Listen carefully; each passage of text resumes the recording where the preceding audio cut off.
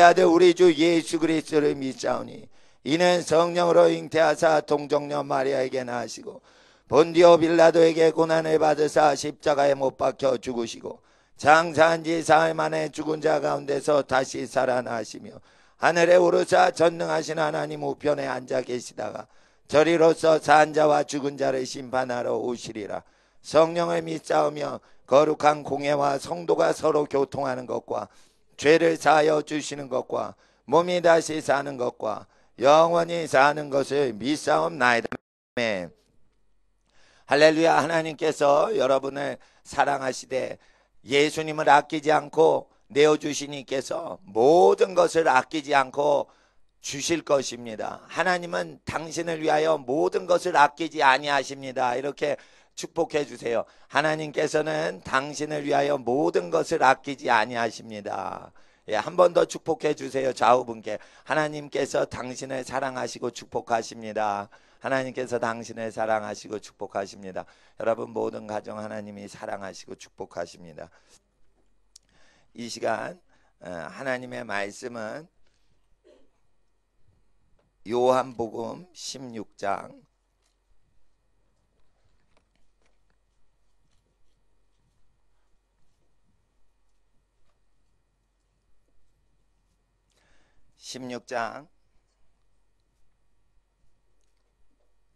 8절입니다. 찾으시는 동안 잠깐 광고 말씀 잠깐 드리겠습니다.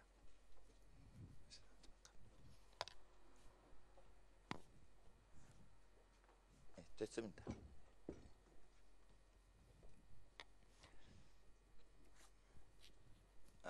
주일 오전에 성서 고고학을 공부합니다. 그러니까 뭐 이렇게 지도도 띄우고 막 이렇게 프린트도 주시는데 굉장히 재밌게 전도사님께서 전문가로서 이렇게 성서 지리에 대해서 가르쳐 주십니다.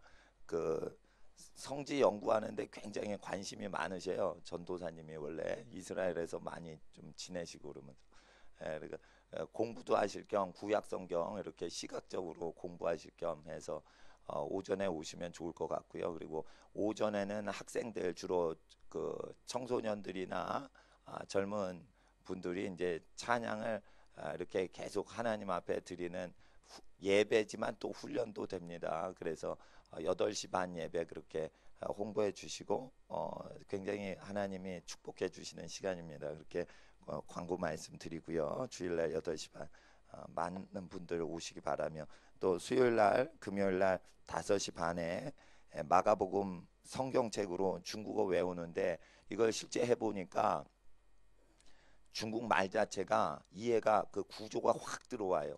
그래서 회화도 되고 성경 말씀도 익히고 그런데 내용은 다 공부한 내용이기 때문에 마가복음 쉬운 내용이라 아주 그 공부하기가 좋습니다. 교재가 우리나라에서 제일 좋은 교재를 만드셔서 한글로 다 발음이 적혀 있고 그래서 해석도 있고 그래서 아주 좋은 교재로 공부를 하고 있습니다. 수요일날 금요일날 5시 반에 생중계로 나가긴 하지만 녹화는 되지 않고 DVD로 굽고는 있습니다. 그래서 참석하셔야 중국어 배우는데 중국어가 이미 그 국제 언어로 등장을 했어요. 그래서 청소년들은 3, 4개 국어 외국어를 회화나 이렇게 익숙하게 접해서 그 나라 가면 바로바로 습득할 수 있게끔 외국어를 모두 아는 것은 불가능하지만은 그 나라나 국제 환경에 바로바로 적응하도록 준비를 꼭 하셔야지 되는 시대입니다.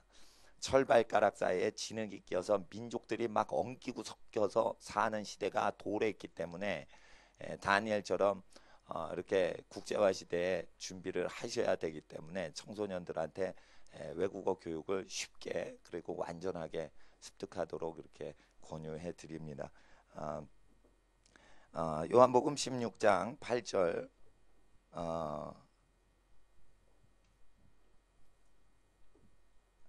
7절과 8절 7절과 8절 함께 받들어 읽도록 하겠습니다. 시작. 그러하나 내가 너희에게 실상을 말하노니 내가 떠나가는 것이 너희에게 유익이라. 내가 떠나가지 아니하면 보혜사가 너에게로 오시지 아니할 것이요 가면 내가 그를 너에게로 보내리니 그가 와서 죄에 대하여 의에 대하여 심판에 대하여 세상을 책망하시리라. 8절 한번 더 읽어주세요. 시작. 그가 와서 죄에 대하여 의에 대하여 심판에 대하여 세상을 책망하시리라. 아멘. 기도드리겠습니다. 거룩하신 아버지 하나님, 온 세상에 하나님께서 하나님의 영광을 이루시고자 지으신 만물이 하나님을 경배하지 못할 때 하나님을 찾는 예배자를 찾으시고 하나님은 예배자를 찾으시나니 영과 진리로 예배드리는 자를 찾으신다고 하셨습니다. 이 시간 우리의 예배 시간에 찬양 가운데 우리와 함께 하신 하나님 감사하고 기뻐하고 환영합니다. 또한 우리의 기도를 응답하시는 하나님, 우리의 기도 가운데 역사하시는 하나님께 감사와 찬양을 돌려드립니다.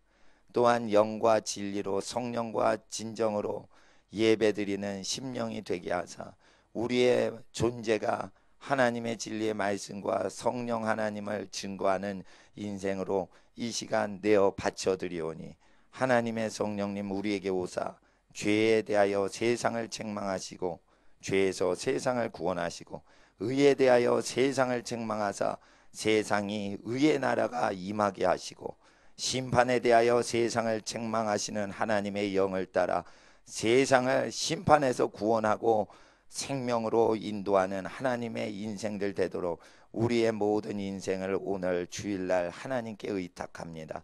각 가정에 무슨 어려운 일이나 외로움이나 슬픔이 있다 할지라도 절대 뒤로 물러나지 않고 오직 하나님이 함께 하신다는 걸 굳게 믿고 하나님이 예비하신 것을 소망하며 하나님께서 우리를 가장 사랑하신다는 그 사랑에 완전히 우리의 마음과 육신과 모든 각 가정과 일상이 부여잡힘 당하게 하옵소서.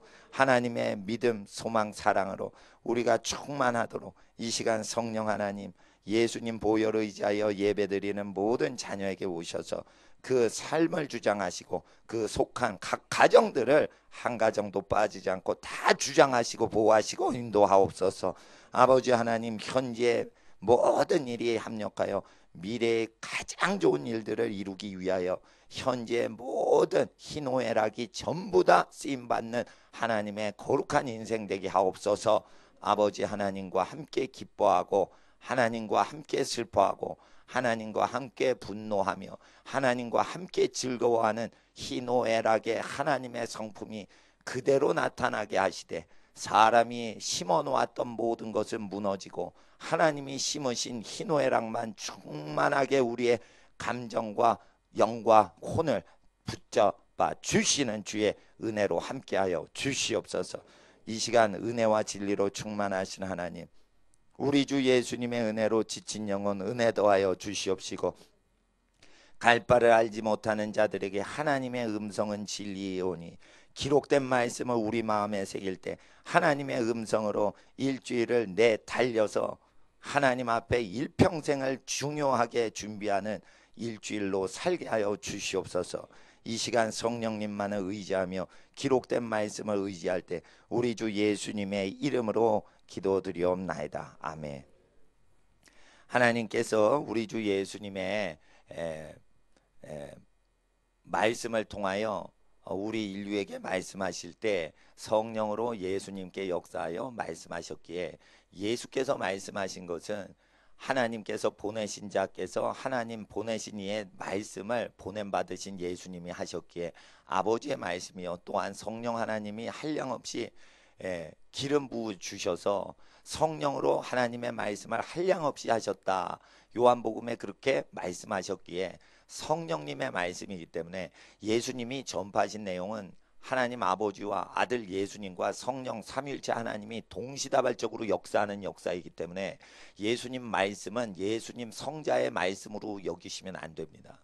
예수님은 언제나 성령의 이끌림을 받아 말씀하셨기 때문에 기록된 말씀을 대할 때는 우리가 하나님 음성을 들을 때보다 기도할 때 우리의 느낌과 하나님의 음성을 점검할 때보다 더 경외하는 마음으로 기록된 말씀을 대하여야만 우리의 영과 혼과 육이 권위에 순복함으로 정확하게 성령님이 우리를 주장하실 수 있게 됩니다. 기록된 말씀을 대하는 태도가 경외감을 갖지 않고 대하는 자들마다 잘못된 성령의 음성에 미혹이 되는 경우가 있는데, 그것은 성령이 아니요 인간의 영의 음성이거나 또는 다른 영의 잡음을 얘기하는 것입니다.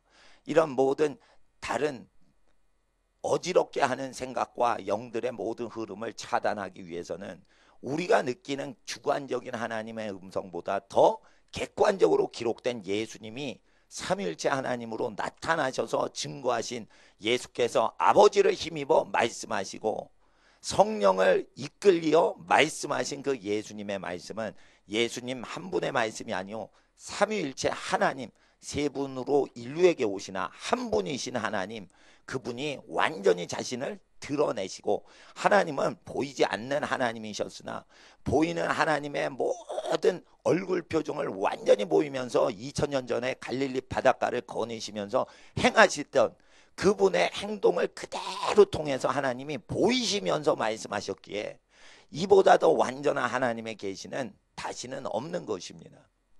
그래서 하나님의 나라가 예수님 다시 오시는 그 날까지 도래하기 전까지는 예수님이 2000년 전에 우리에게 삼위일체 하나님으로 완전히 하나님께서 스스로 증거하시던 그 증거보다 완전한 증거가 없으니 이 증거를 받는 자마다 구원을 받고 이 증거를 받지 않고 거부하는 자마다 구원을 받을 수가 없게 되는 것입니다.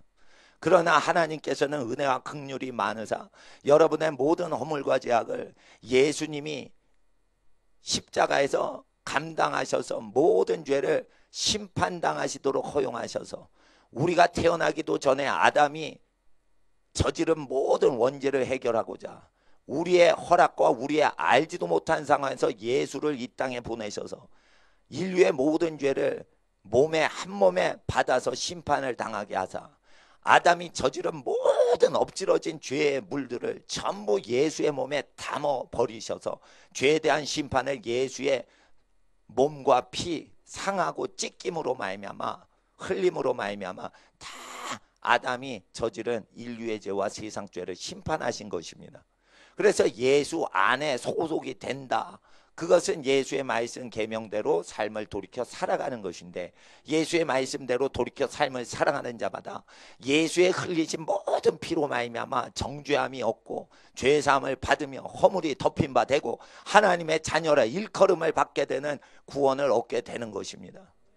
여기서 예수님은 다 이루셨다 십자가에서 그 얘기를 하시고 더 이상 우리를 위하여 구원을 이루실 것이 없게끔 다 이루셨지만, 이제 예수님은 승천하사 우리를 위하여 중보하실 때 우리가 믿음의 남은 싸움을 다 이겨야만 또한 하나님 나라가 땅에 이루어지는 것이니, 예수께서 육체로 하시는 모든 일은 다 인간으로서 죄인의 신분이 아니심에도 죄인의 죄를 다 뒤집어 쓰시고, 그분이 죄인의 모든 죄를 억울하게 다 뒤집어 쓰시고 가난하게 종의 형체로 살아가신 모든 일은 다 십자가에서 이루셨지만, 이제 하나님의 아들 예수님을 믿는 하나님의 자녀들이 행해야 될 인생들이 남아있는 것입니다. 그래서 우리가 죄를 없앨 때는 반드시 예수님 피를 의지하여 예수님이 우리를 위하여 죽으셨지, 그러니 죄에 대한 모든 저주와 형벌을 우리가 받을 필요가 없지, 이제는 회개하고 예수님 말씀대로 하나님 기뻐하시는 대로 살아가면 죄의 세력이 우리를 잡지 못하고 저주의 끈앞풀이 우리를 묶지 못하며 모든 어둠이 우리를 가리지 못하게 되는, 어둠과 죄와 저주의 권세가 더 이상 현재의 삶에 역사를 못하게 된다는 것입니다. 이것이 죄사함 받았다는 것입니다. 물론 죄를 지은 적이 없다 이렇게 발뺌 말하는 뜻이 아닙니다. 우리는 다 허물이 많고 입술에 입에 혀에 실수가 많은 것이 사람입니다. 그럴 때 하나님 앞에 허물과 죄가 있더라도 허물과 죄의 권력과 권세와 영향력이 완전히 끊어지는 인생이 시작됐다는 것입니다. 그래서 우리는 타락을 하지 않은 인간이라는 뜻이 아니라 죄사함 받았다는 뜻은, 죄사함 받음이라는 뜻은 죄의 영향력이 더 이상 역사할 수 없고 허물과 죄악의 저주가 더 이상 우리의 삶에 힘을 쓸 수가 없어서 오직 우리가 회개만 하면 하나님의 뜻이 다 이루어지게 돼 있다는 뜻입니다. 우리가 회개를 안 하고 우리가 예수님의 말씀을 정확히 알지 못할 때 속이는 존재가 옵니다. 그것이 마귀입니다. 우리가 고범죄를 지을 때 마귀가 합법적으로 우리를 주장할 수 있게 됩니다. 그러나 우리가 고범죄 짓지는 않으나 무식해가지고 하나님의 뜻을 모르고 살면서 하나님만 바라는데 하나님 말씀을 알아야 될 때 졸거나 깨어있지 않아서 모르고 살 때가 있어요. 착하여도. 그럴 때 마귀는 고범죄 지을 때 인류를 크리스찬을 합법적으로 묶어버릴 수 있으나 부지간에 짓는 모르고 짓는 죄 때문에 불법적으로 속이고 들어올 수가 있기 때문에 마귀가 크리스찬들에게 하나님 자녀에게 올 때는 합법적으로 잡는 경우가 있고 불법적으로 몰래 속이고 들어오는 경우가 있는데 합법적인 마귀 권세가 하나님 백성 안에서 역사하거나 그 집안에서 역사할 때는 고의적으로 계획적으로 범죄할 때는 마귀가 합법적으로 역사합니다. 그래서 고범죄 조심하라는 거예요. 고의로 범죄하는 거 조심하시라는 거예요. 그럼 마귀가 실제 권력 주장을 하고 들어옵니다.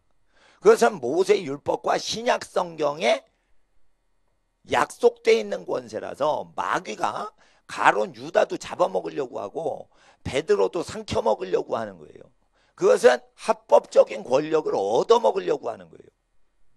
베드로는 회개를 함으로 마귀가 자기 삶을 합법적으로 주장할 수 있도록 율법에 근거한 걸 합법적이라고 한 겁니다. 율법은 사라지지 않는다 말씀하셨죠. 그래서 율법에 걸리게 고범죄를 지으면 율법에 근거하여 신약시대라도 마귀가 합법적으로 사람을 잡는 경우가 있습니다. 그런 경우에는 이단이요 무속인이요 무당이요 이런 사람은 그래서 죽기를 안 합니다.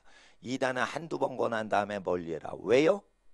합법적으로 다른 신과 다른 거짓을 좋아하는 존재라서 그런 거예요. 그래서 한두 번만 권한 다음에 멀리하라는 거예요. 왜 그러냐?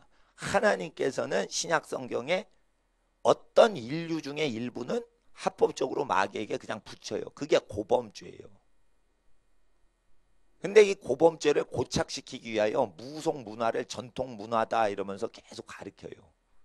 그러면은 그 집안이 우상 숭배를 하면서 합법적으로 그 집안 후손에게 마귀 권세가 고착화돼 버려요.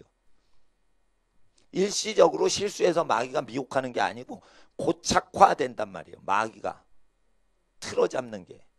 그게 그래서 개인적으로 완전히 회개를 하는 개인만 거기서 건짐을 받는 것이에요. 그 집안 전체는 구원을 못 받아요. 한 개인 한 개인이 다 회개하고 하나님 앞에 인간이 만든 물건 앞에 인간이 절하지 않기로 작정을 하셔야 돼요. 그리고 하나님과 하나님의 형상인 사람한테만 절을 하시면 좋아요.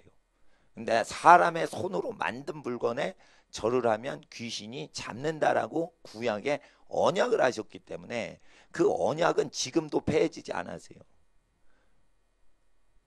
그래서 하나님 앞에 우리가 마귀와 전쟁을 할 때는 마귀가 합법적으로 전쟁하지 못하도록 고범죄 짓지 못하도록 사람을 의지적으로 교육하고 의로운 가정문화와 교회 문화에 순종하도록 도와드려야 돼요. 그래야 고범죄를 짓지 못해요. 왜냐하면 사람이 사람의 말에 귀가 얇아서 솔깃하고 거기에 마음이 뺏기는 경우가 있습니다. 고범죄로 죄를 짓기도 합니다. 그럼 마귀가 속이는 영이 들어오고 묶는 영이 들어옵니다. 그리고 잘 모르는 사람이 신약 성경을 잘 모르고 살았어요. 그래서 예수 주라 말만 하면은 구원받는 줄 알고 세상 방식 살다가 주일만 와서 하나님 믿는 거 하고 종교 활동은 하고 정치 경제 사회 모든 교육과 모든 문화와 매스미디어의 문화는 세상 자체를 다 인간이 주권을 가졌다 이래서 민주주의 인본주의를 허용해요. 그리고 주일만 7분의 1 날짜만 하나님 거예요. 7분의 6의 모든 시간은 다 인간의 것이에요. 이렇게 인본주의로 종교 모양새로 하나님을 믿는 자는 무식해도 무식한 거지만 그것이 유식한 모양으로 나타나기 때문에 사람이 자기가 인본주의자들은 유식한 걸로 돼요. 근데 영의 질서를 모르기 때문에 그게 무식한 거, 미련하다라고 시편에는 얘기를 하시는 거예요. 그렇게 될 때 마귀가 속입니다. 무식한 사람은 봐주냐? 그러지 않습니다. 속입니다. 그래서 성경을 공부하는데 성경을 공부할 때도 필요 없는 말씀을 계속 시간을 낭비하면 안 되니까 성경 공부를 해서 쭉 공부하는 게 좋아요. 그래서 그것은 자기가 경건하게 성경을 쭉 탐독하고 읽는 습관이 중요한 것이에요. 그러나 시간에 정확히 필요한 말씀을 공부하기 위해서는 항상 기도하여서 필요한 말씀을 예언적으로 듣는 하나님의 음성에 맞춰서 성경 말씀을 배우는 게 중요하기 때문에 시대에 맞춰서 항상 기도하고 깨어서 전파하는 선지자적인 사람들과 전도자적인 사람들과 사람을 축복이 회복되도록 목양하는 사람과 성경을 객관적 그대로 증거하는 교사의 직무가 네 가지 직무가 다 각자 돌아가야 되며 이 네 가지 직무가 완전히 한 개인에게 결합돼서 나타나는 인간을 사도라고 하는 겁니다.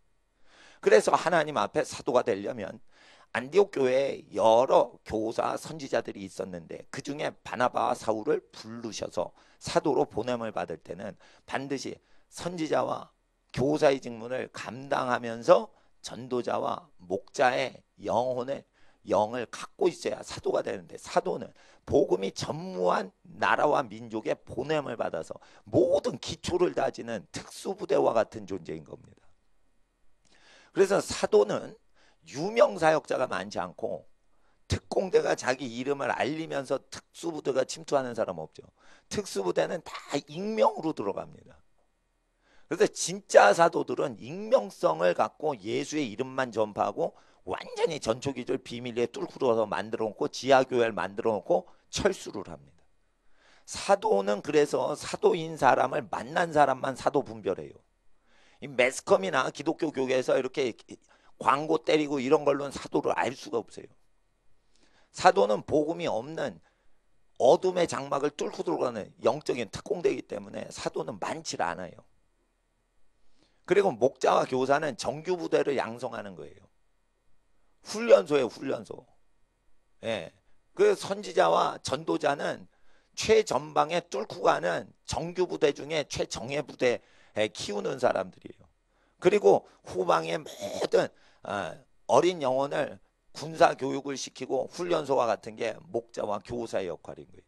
목자와 교사의 역할은 목자는 사랑이 많아야 되고 자기의 유익을 구치 않고 하나님의 백성들의 그 각 사랑과 각 가정이 복을 받기를 원하는 이타적인 희생정신이 있어야 되고 교사는 희생정신보다 기록된 말씀에 타협하지 않고 기록된 말씀을 그대로 전파하고 그대로 가르치려고 아주 기록된 말씀에 목숨을 거는 그 의지가 필요한 것이고 기록된 말씀에 그대로 벗어나지 않는 하나님의 완전한 충복이 돼야지 교사를 할 수 있게 됩니다.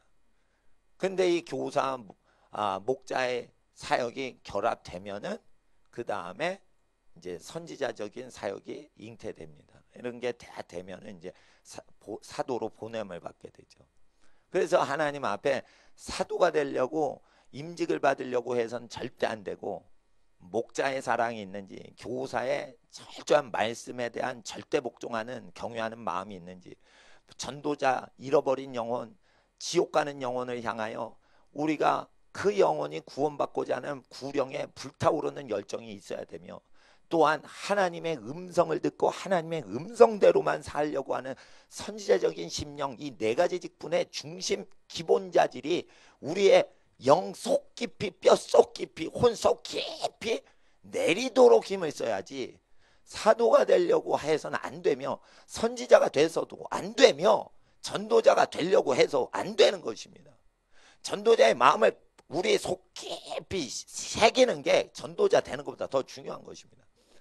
선지자 되는 것보다 더 중요한 것이 무엇이냐면 하나님의 음성만을 따라 살기를 간절히 원하고 쉬지 않고 기도하여 기도를 쉬는 죄를 범치 않으려고 했던 사무엘 선지자의 태도를 갖고 살다 보면 선지자가 될 수가 있는 겁니다. 근데 하나님의 모든 형상이 예수님의 형상을 되는 형상을 바라지 않고 거죽을 따라가는 사람이 직분을 좋아하는 사람이에요. 나 교사다, 목자다, 전도자다, 선지자다, 사도다. 이 직분을 따라가면 예수님을 닮지 못하게 됩니다. 이 직분을 세우시는 이는 예수신데 예수님은 직분을 하라고 얘기 안 하세요. 직분은 예수님이 부르시기만 하지 절대 주권자가 부르시는 것을 우리에게 넘기시지 않아요. 그래서 하나님 앞에 사도적인 사람은 사람을 불러 모아서 교회를 하지 않습니다. 2명이 가서 다 그냥 해버려요. 그게 사도적인 믿음이 있어야 되는 거예요. 그러니까 조직 동원을 안 해요. 사도들은. 진짜 사도들은 조직 동원을 안 해요. 진짜 사도들은 전대를 가져가지 말라 이래서 빈몸으로 가서 모든 것을 하고 돌아올 때 부족한 것이 있었더냐 이러면 없었나이다. 이런 고백을 하게 돼 있어요.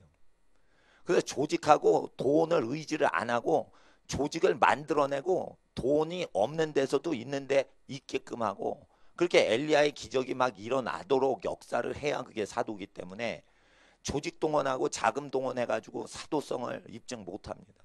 그래서 교회가 크게 되면 사도다 이런 서구교회에서의 평가는 잘못된 겁니다. 사도는 굉장히 철의 장막, 공산권에 들어가고 이슬람권에 들어가서 그걸 완전히 기경을 하는 겁니다. 걸어다니는 작은 예수들과 같은 존재로 보냄을 받는 존재입니다. 저는 사도는 아니지만 사도인 사람들을 보면은 알 수 있는데 흔치 않아요. 하나님 앞에서 그러나 한국 땅에 살면서 우리는 정확히 기록된 말씀을 정확히 알아야 돼요.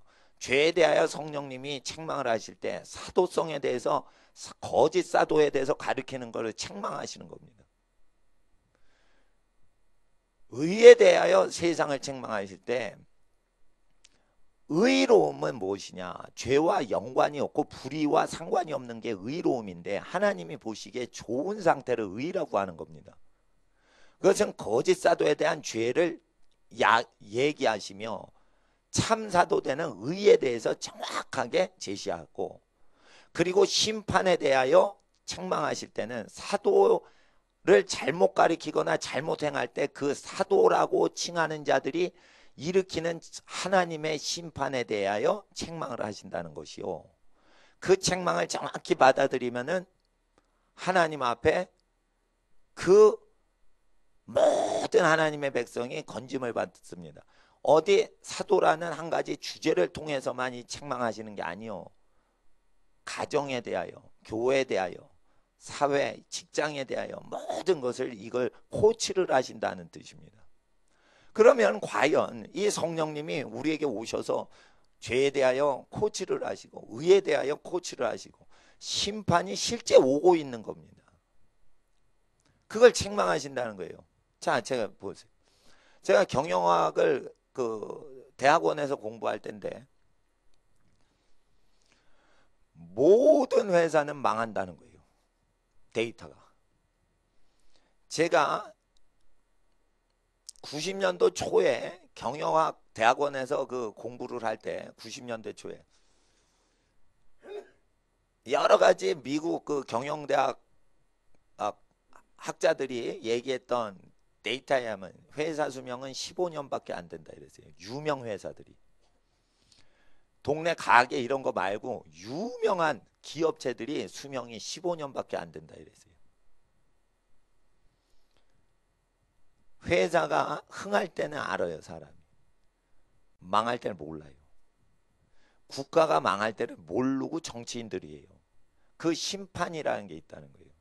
그것은 사람이 온 세상에 불타 죽어가고 소돔 고모라 성가에서 지구가 멸망하고 뭐 이런 심판만 생각하는데 그게 아닌 겁니다. 사람이 길 가다가 무슨 재앙을 만날지 그런 것까지도 코치를 하신다는 것이죠. 물론 요시야가 하나님 앞에 경건했으나 무기또에서 그러니까 애구방하고 전쟁하다 죽어요. 그걸 잘 몰라요. 의로운 요시야 왕도 종교개혁을 하고 하나님 앞에 거룩한 이스라엘을 남유다 왕국을 회복했던 요시아도 자기 죽는 걸 예비를 못해요. 왜 그래요? 권력자로 있었기 때문이라고 저는 생각해요. 네. 권력자 요시아는 자기가 종교개혁을 하니까 우상타파를 할 때 하나님이 다 도와주시는데, 요시아가 어린 나이에 그걸 다 하는데 하나님이 도우세요. 그러니까 애국과의 전쟁할 때도 하나님이 자기와 함께 하시는 줄 알아요. 그게 아니에요. 요시아는 남유다와 이스라엘의 편만했던 산당을 제하시고 우상 숭배를 철폐하는 지도자로 부름받았지, 외적하고 전쟁하는 어떤 정복하는 임금으로 부름받은 게 아니에요. 자기 부르심을 넘어서 행동하다가 거기서 죽어요. 애굽의 왕이 내가 하나님의 뜻을 따라 왔는데 자기를 피하라고 경고를 해요. 근데 피하지 않고 요시아가 죽어요. 이방 왕한테. 자, 각자 부르심이 있는데 부르심을 넘어가면 그냥 객사당하는 거예요. 자기 부르심을 정확히 알려면 자기의 가족으로 만족하고 자기의 일용할 양식이 충족해지고 하루하루 걱정 없이 이게 넘어가면 감사를 하셔야 돼요. 그래야 자기 부르심을 체크를 할 수 있어요. 감사 생활이 없으면 자기 부르심을 벗어난 걸 몰라요. 하나님은 가정이 흥망성쇠를 하는 것을 코치하시고 죄의 심판에 대해 코치하십니다. 또한 회사에 대해서도 코치를 하십니다. 그리고 마을에 대해서도 코치하십니다. 도시에 대해서도 니느웨에 대한 심판과 경고를 이야기하십니다. 민족과 나라에 대해서도 코치하십니다. 예수천당 불신지옥 외쳐서 죽은 사람과 죽은 짐승도 막 살렸던 최건능 목사님이 평양에서 우상숭배, 동방요배, 천황숭배 이렇게 우상 신사참배를 가결할 때 기독교인들이 돌아가시기 얼마 전이에요. 그래서 나이가 많으신 분이에요. 그럴 때 우상숭배하기로 조선교회 목사들이 가결했다고 그러니까 평양성에 찬양이 그칠지며 이러면서 막 예언을 하셨는데 그 예언이 그대로 돼서 공산국가가 돼버렸어요. 예, 그렇게 됐습니다. 실제 그 예수천당 하신 예언자의 말 그대로 그게 나라가 절반 토막이 나버린 거예요. 평양성에 찬양이 제일 많던 찬양성읍이었는데 찬양이 완전히 사라져버리죠. 그만큼 사람이 만든 물건에 절하는 게 하나님이 그렇게 싫어하는 거예요. 예를 들어 보세요. 강아지를 아빠가 아이한테 사줬습니다. 사줬더니 이 아이가 맨날 집에 오면서 강아지한테 엎드려 절을 하는 겁니다. 근데 아버지가 얘야, 이 강아지는 너를 섬기고 너를 보필하고 너를 따라다니는 사용하는 물건과 같은 짐승이란다. 너는 강아지한테 경배를 받고 이 강아지는 너를 섬기고 너는 강아지를 부리거라 했는데 물건에게 절하듯이 강아지한테 절하면 아버지가 화통이 터지시는 거죠. 그리고 아버지께서는 강아지를 제거시켜 버립니다. 그리고 요번엔 자동차 장난감을 사줬습니다. 자동차 장난감인데 학교에서 유치원 오자마자 절을 하기 시작합니다. 그리고 자기의 가장 비싼 옷을 들여서 자동차 장난감을 빼빠지를 합니다. 제일 비싼 할아버지 할머니 뵈러 갈 때 입는 옷을 갖고서는 왁스질을 해서 자동차 장난감을 계속 닦아줍니다. 자동차가 섬김을 아이한테 받는 거죠. 아버지의 마음이 화가 나서 아이를 때리시는 거예요. 그리고 자동차를 비싼 자동차 장난감을 파괴시켜 버리는 거예요. 왜 장난감 자동차를 파괴할까요? 인간의 본분을 떠나는 짓을 이 매개체 장난감을 통해서 하기 때문에. 물건 숭배라면 그렇게 싫어하는 거예요. 물건 숭배 소중히 여기는 것도 화가 나실 수 있는데 그 물건 앞에 이렇게 절을 한다. 그거 싫어하시는 거예요. 그리고 하나님이 죽이셨어요. 생명을 걷어가셨어요. 근데 사람이 불멸의 존재로 상을 세워요. 그 앞에 절을 시켜요. 살아있는 사람을 죽은 물건 앞에 절을 한단 말이에요. 하나님은 이 세상에 살아있는 생명을 가진 사람 중심으로 역사를 하시니 죽은 자 숭배하지 말라. 이런 기본 내용을 알아야 창조주를 만날 수 있고 창조주의 기운을 느끼면서 살 수 있는데, 이 기본적인 것을 부모가 자식 관계에서도 알 수 있는 것을 보이지 않는 창조주의 존재에 대한 마음을 알지 못한다는 것입니다. 그래서 만물을 잉태하신 창조주를 알려면 사람을 잉태하는 부모님의 관계를 통해서 배우라고 구약은 가르치십니다. 근데 부모님과의 관계가 깨지면 창조주에 대한 영의 센서가 깨져버려서, 센서가 없으면 감지가 안 되듯이, 뭔가 회로가 나갈 때 뭐가 회로가 나간 거라고 하냐면, 육적인 부모와 가족 관계의 관계가 깨지면 영의 부모이신 하나님과의 관계의 센서가 나가버린 거라고 얘기를 하시는 거예요. 그래서 눈에 보이는 모든 것을 통하여 눈에 보이지 않는 세계의 모든 비밀을 분명히 알리셨다고 하나님께서 로마서 1장 20절에 말씀하셨으나, 사람이 보이는 모든 세계의 창조 질서를 어기고 삶으로 보이지 않는 하나님의 영의 세계의 원리를 알지 못하는 어둠 속에 들어가는 것입니다.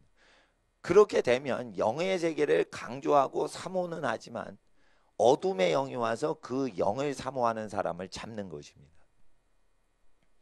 그래서 상식에 벗어난 사람은 귀신 들린다는 거예요. 하나님을 사랑하는데 상식을 벗어나게 살면 귀신이 들립니다. 그걸 아셔야 되는 거예요. 그러니까 아주 영성이 깊으면 그때는 뭘 조심해야 되냐? 상식을 벗어나는 걸 다 바로잡아야 돼요. 이 상식은 어디서 나오냐? 여러분 아셔야 돼요. 교육을 안 받아도 다 아는 것을 바로잡으셔야 돼요. 교육 배워가지고 하는 건 다 중요한 게 아니에요. 교육을 안 받고도 다 살아가는, 그게 가장 중요한 법인 거예요. 근데 사람들이 교육에 미친 거지. 왜 그래요? 자기 학벌 자랑해야 되거든. 자기 하버드 박사 받은 것을 자랑해야 되거든. 예? 서울대 박사 받으면 자랑할 수 있는데 하버드 박사 받으면 얼마나 자랑을 하겠어요. 그렇게 되다 보니까 사람보다 높아지는 것에 관심이 많으니까 중요하지 않은 책에서 배우는 걸 강조를 한단 말이에요. 그게 아니고 책을 통하지 않고 배울 수 있는 게 더 중요한 것인데, 하나님의 말씀은 책에 기록되기 전에 만물을 통해서 증거를 하시다가 애굽의 종살이에서 인간이 쇠뇌가 돼 버리니까, 애굽의 교육을 통해 쇠뇌됐으니 애굽의 교육 방식인 문자책을 통해서 교육을 하시려고 모세를 보내서 그때 성경책을 기록하시는 거예요. 왜 성경책을 모세 때 만드실까요? 교육을 통해서 히브리 민족이 400년 동안 바보가 돼버리기 때문에, 교육을 통해서 바보가 됐으면 교육을 통해서 복구를 시키는 겁니다. 이는 이에 물리면 이로 갚으라 이게. 눈이 다치면 눈으로 갚아라 이게. 그겁니다. 하나님 앞에 이 율법을 완전히 완성하시는 하나님의 나라는 그대로 변하지 않고 계속 갑니다. 끝으로 갈수록 가정의 중요성은 더 강조가 됩니다. 끝으로 갈수록 예수의 이름을 높이는 것은 더 강조가 됩니다. 말세로 되면 될수록 교회의 이름을 알리는 것은 중요하지 않게 됩니다. 자기가 어느 교회 다니냐는 그렇게 중요하지 않습니다. 자기가 예수님을 어느 정도 알려고 하냐, 하나님의 뜻이 무엇인지 어느 정도 알려고 하냐, 그 열망이 필요한 겁니다. 그리고 회개할 자는 세례 요한 같은 교회에 다니다가 회개를 다 했으면 이제 예수님 하나님의 영광을 직접 보고 접하고 만지고 경험할 수 있게 준비가 돼 있으면, 그러면 하나님의 영광이 거룩히 등장하는 예수님과 같은 그런 교회에 다니면 돼요. 그러나 회개하지 않으면은 하나님 앞에 예수님의 말씀을 들어도 깨닫지 못하게 하시는 예수님의 요한복음 8장과 같은 역사가 일어나도록 계속 이 시대에도 허용하셔서, 죄를 온전히 회개치 아니하면 예수님 말씀을 듣고도 깨닫지 못하는 현상이 일어나고, 예수를 사랑한다 하여도 예수의 선하신 행적 때문에 예수를 사랑하시는 거 하는 것이기 때문에 도무지 예수의 뜻이 뭔지도 모르고 예수는 착하기 때문에 4대 성인 중에 하나인 예수를 믿어보자, 이런 소경과 귀머거리들이 발생한다는 것입니다.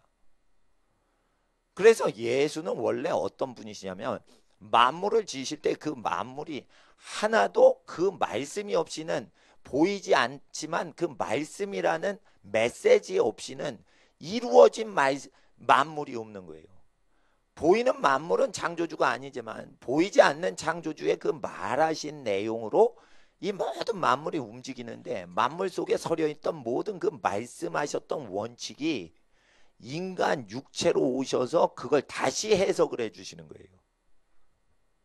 이것은 어떤 선지자가 와서 만물 속에 있는 하나님의 뜻을 얘기하시는 게 아니고, 그 만물 속에 운행하시던 하나님의 어떤 로고스의 역사, 그 만물을 주장하시는 메시지의 역사가 인간의 육체가 되어서 다시 자신의 말씀을 설명하셨다는 거예요.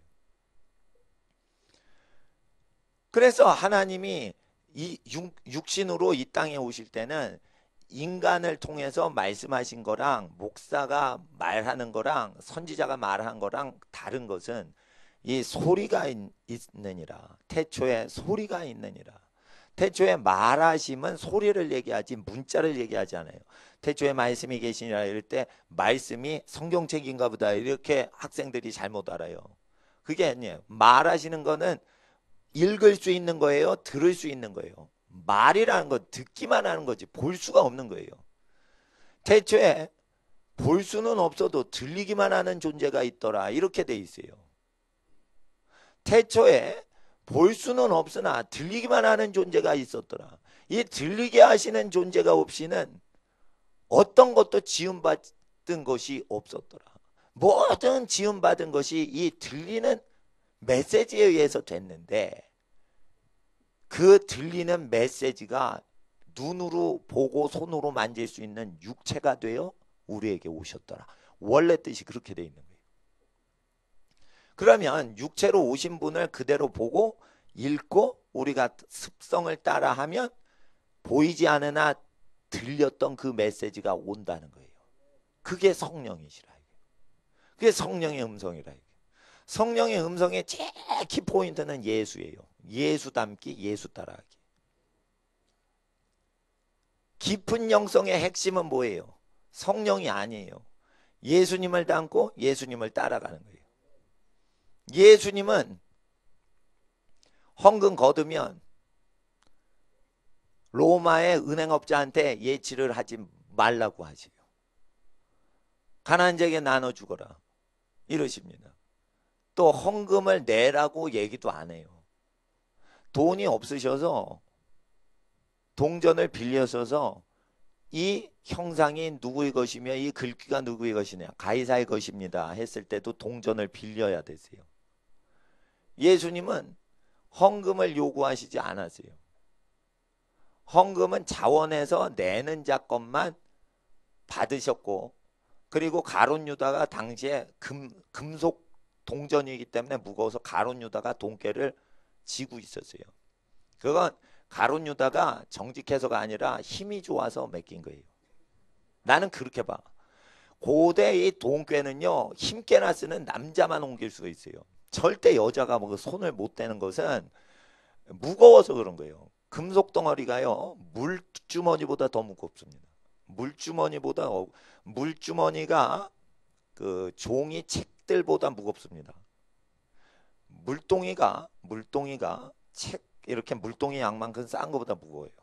근데 물동이보다 무거운 게 양동이에 동전을 가득 넣으면 그건 물보다 더 무겁습니다.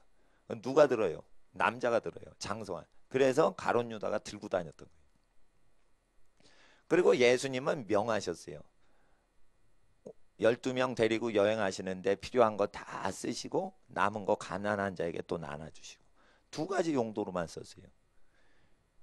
현재 성령님께서도 현대 기독교인들한테, 목회자들한테, 교회 책임자들한테 그렇게 성령이 교회들한테 책망을 하시는 거예요. 근데 교회들이 안 들어요. 계시록의 일곱 교회 성령이 하시는 말씀을 교회는 들을지어다. 들을 귀 있는지는 들을지어다. 근데 들을 귀는 어떻게 만들어지는 거예요? 계시록 1장에 하나님의 음성이 본격적으로 2, 3장의 일곱 교회에 선포되기 전에 1장에 예수의 불꽃 같은 눈, 양털 같은 머릿결과 주석과 같은 빛난 발이 가슴에 금띠를 띠고 예수 전신을 계속 바라보게 하세요. 예수의 존재를 계속 바라보게 하다가 성령의 음성에 대언을 하는 거예요.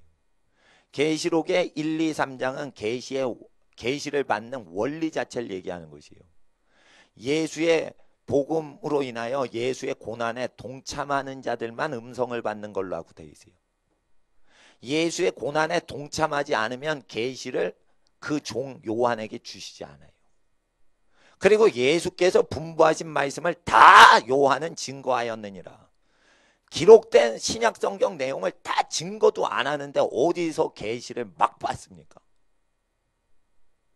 그래서 계시록의 영의 혼잡 상태의 바벨론 믹스 혼잡이 된다는 영성은 왜 생기냐면 이 바벨론 교회는 음력 교회인데 왜 이 혼잡된 영성이 생기냐면 계시록 1, 2, 3장에 요한이 계시받는 원리를 벗어나서 계시를 교회들이 받으려고 하기 때문이에요. 그럴 때 계시를 받을 때는 하나님의 주권이요. 계시를 받으려고 하기보다는 에스겔과 같이 바벨론 포로가 됐을 때 선지자인 에스겔처럼 제사장의 아들 부시 제사장의 아들 에스겔이 받은 묵시라. 제사장 집안은 뭐만 해요? 계시를 받으려고 안 해요. 제사장 집안은 기록된 말씀만을 그대로 지키고 세상을 멀리하고 욕심을 버리려고만 해요. 그리고 계시를 받으려고 애를 안 써요. 근데 바벨론 시대의 계시는 누구에게 임해요? 제사장 집안에게 임해요. 그러니까 이거 잘 아셔야 돼요. 계시록에 바벨론에서 나와라 내 백성아 할 때 출바벨론 할 때 선지자가 그 길을 예비하는데 출바벨론 말세에 재앙받는 사회생활에서 건짐받고 세상을 구원하려고 살려면 바벨론 시대의 선지자들의 패턴을 그대로 받아야 돼요. 집에 죄를 멀리해야 돼요. 집안이 경건해야지 세상 재앙에서 건짐받을 수 있어요. 제가 말씀드린 건 교회를 얘기하는 게 아니에요. 사회를 구원하려면 집안을 통해서 바로 사회가 경제활동으로 먹고 살고 사회가 바로 집안 식구들이 유명해지면 바로 그 사람을 통해 불신자들이 영향을 받기 때문에 불신자는 절대 교회의 영향을 받지 않습니다. 불신자는 신자들의 가정인 여러분 집안을 통해 영향을 받기 때문에 사회 구원을 위해서 교회 발전시킬 필요 없고 사회 구원을 위해서는 에스더와 같은 인물, 다니엘과 같은 인물들이 여러분 아들과 딸들 중에 나타나게 하면 됩니다. 그리고 교회는 하나님께 기도하는 집이라 만민의 기도하는 집이다. 기도하고 예배하는 집이에요. 그리고 말씀을 예수님은 하나님 집에서 가르치라고 돼 있어요. 구약 율법과 신약 시대의 예수님 성전에서 가르치셨어요. 그래서 말씀과 찬양과 기도 예배 하나님을 완전히 섬기고 하나님의 어떤 영적인 것만을 활용하는 장소로 구별하라고 돼 있지 절대 교회를 불신자한테 개방하라고 돼 있질 않아요. 불신자한테 개방하려고 커피숍도 하고 뭐 무슨 쇼핑몰도 하고 체육관도 건립하고 이러는 거 중요한 게 아니에요. 그거 안 해도 되는 거예요. 신자분들이 하나님께 예배드리고 기도하고 성경 말씀 공부하는 것만 100% 되면 100점짜리 교회인 거예요. 교회 예배당 건물은 불신자를 위해서 사용하면 안 되는 거고 영이신 하나님만을 위해 사용해야 되는 거예요. 그래서 성전에서는 특별히 하나님 앞에서 특별한 경우가 아니면 장사하는 집을 만들지 말라 이래서 다 내쫓았어요. 그러니까 성전은 어떻게 해요? 다 무료인 거예요. 여기 극빈자가 와도 1년 내내 아무 부담 없이 교회 생활 할 수 있게 해줘야 돼요. 다 무료로 하는 거예요 원래. 그리고 저기 아, 여기 도움 받던 거 있던데요. 저 책. 카페 가면 책이 있어요. 15,000원짜리인데 10,000원이라고 이렇게 적혀 있어요. 그것도 사실 공짜인 거예요. 그냥 가져가세요. 단지 그 문서 선교랑 저거 책값은 모아다가 해외 선교사님, 저기 극빈자 도우시는 해외 선교사님하고 위험 지역에 들어가신 해외 선교사님 이렇게 생활비 보내드리거든요. 그래서 이제 헌금하시면 좋아서 이제 10,000원이라고 한 거예요. 15,000원짜리. 근데 에, 그냥 그 책 가져가셔도 되는 거예요, 저거 원래. 그러니까 하나님 앞에서 이 교회는 영리 활동하는 걸 절대 해서는 안 되게 돼 있어요. 그래서 정확하게 교회 운영은 영적으로 레위 지파의 영성을 가진 사람이 교회를 운영해야지, 유다 지파와 같이 세상 왕위를 받거나 세상 권력 휘두르실 집안이 교회 예배당 운영하시면 안 되게 돼 있어요, 원래. 그러니까 여러분 집안은 유다 지파요, 요셉 지파요, 세상을 치리하시고, 이사갈 지파요, 세상의 시류를 감지하여 세상을 치리하는 그런 자녀들이 많이 나와서 하나님께 세상을 구원하는 그런 집안들, 명문 집안이 되실 터인데, 예배당 운영은 레위 지파의 영성을 가져야 되는데, 이게 구약 시대의 얘기냐 신약 시대의 완성을 하시기 때문에 실제 레위 지파가 실제 영적인 레위지가 필요한 거예요. 출 바벨론 할 때 에스라 학자가 에스라서에 보면 레위인이 없어요. 이건 뭘 얘기하냐면 말세에 성직자는 많은데 진짜 성직자가 사라진다는 뜻이에요. 그래서 에스라서를 잘 아셔야 돼요. 말세에는 출 바벨론 해야 되는데, 교회가 성직자를 만들어내지만 실제 말씀에 근거하여 성직자가 적다는 것이에요. 그래서 성직자를 만나질 못하니까 아무나 성직자 해도 되나 보다 이래가 평신도가 일반적으로 다 하는 것은 왜 그래요? 성직자를 본 적이 없는 교인들이 하는 거예요. 다 원래 그런 거예요. 목사가 딱 봐도 진짜 목사님 드물 정도로 예수님 말씀 그대로 FM대로 하는 분들이 많지 않아요. 그런데 세상 활동하시는 분이 다 해도 된다는 식으로 아는 것은, 그것은 사꾼 목자라고 해서 일제시대 때 용어인데, 월급쟁이 목사에 의해서 교회가 운영될 때는 월급 받는 목사는 싹꾼이라고 일제 때 했어요. 월급쟁이라는 그 용어가 일제 때는 없었어요. 그래서 번역할 때 원어대로 월급쟁이라고 안 하고 싹꾼이라고 했는데, 그 삭쓸 목적으로 직업으로 목사하는 거예요. 하나님 앞에서 목사는 직업이 아닙니다. 이거 봉사활동입니다. 봉사활동입니다. 직업이 아니에요. 예. 하나님 앞에서 우리는 죄에 대하여 의에 대하여 다가오는 사도시대, 이제 조이 출판사에서 다가오는 사도시대라는 책을 딱 봤어요. 고세중 선교사님이 번역을 하셔서 네, 딱 봤어요. 너무 정리가 잘 돼 있는 거예요. 정리가 잘 돼 있는 거예요. 성경 내용이 정리가 잘 돼 있는 거예요.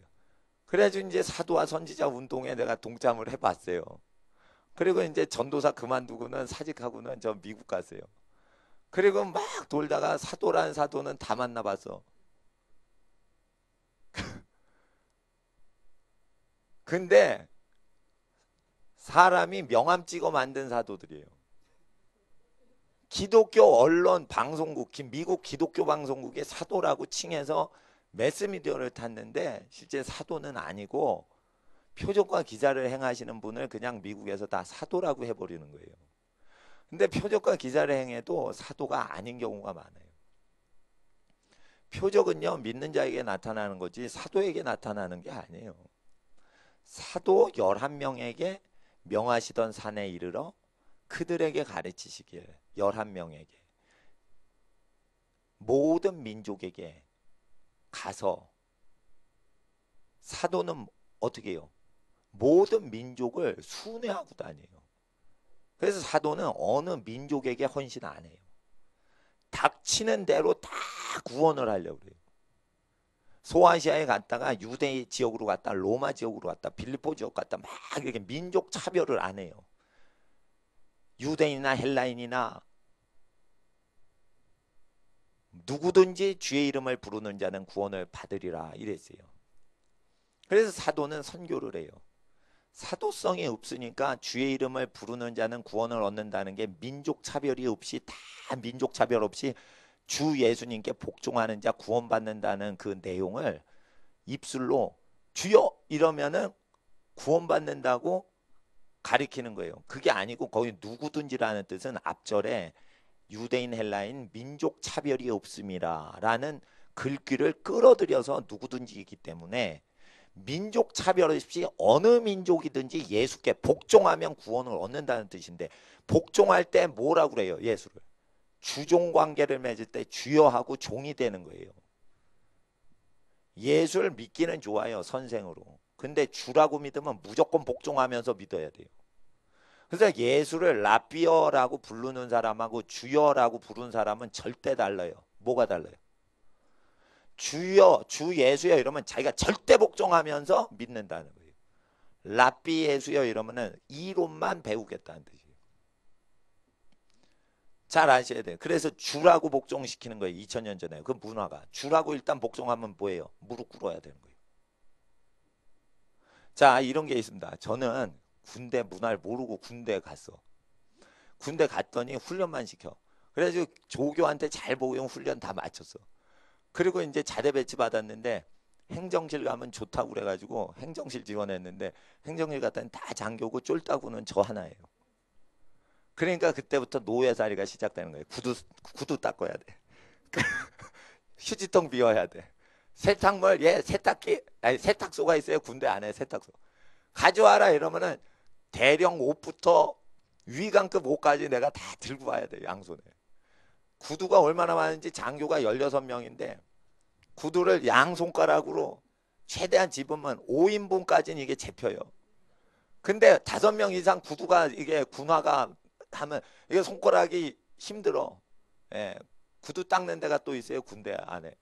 예. 거기까지 갔다가 또 갔다 와야 돼.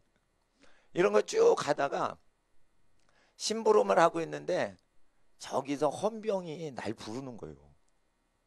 해군본부에서 있었거든. 대방동 해군본부에서. 지금 없어졌죠. 병문청. 거기 헌병이 부르는 거예요. 근데 헌병은 멋있게 옷을 입었잖아요.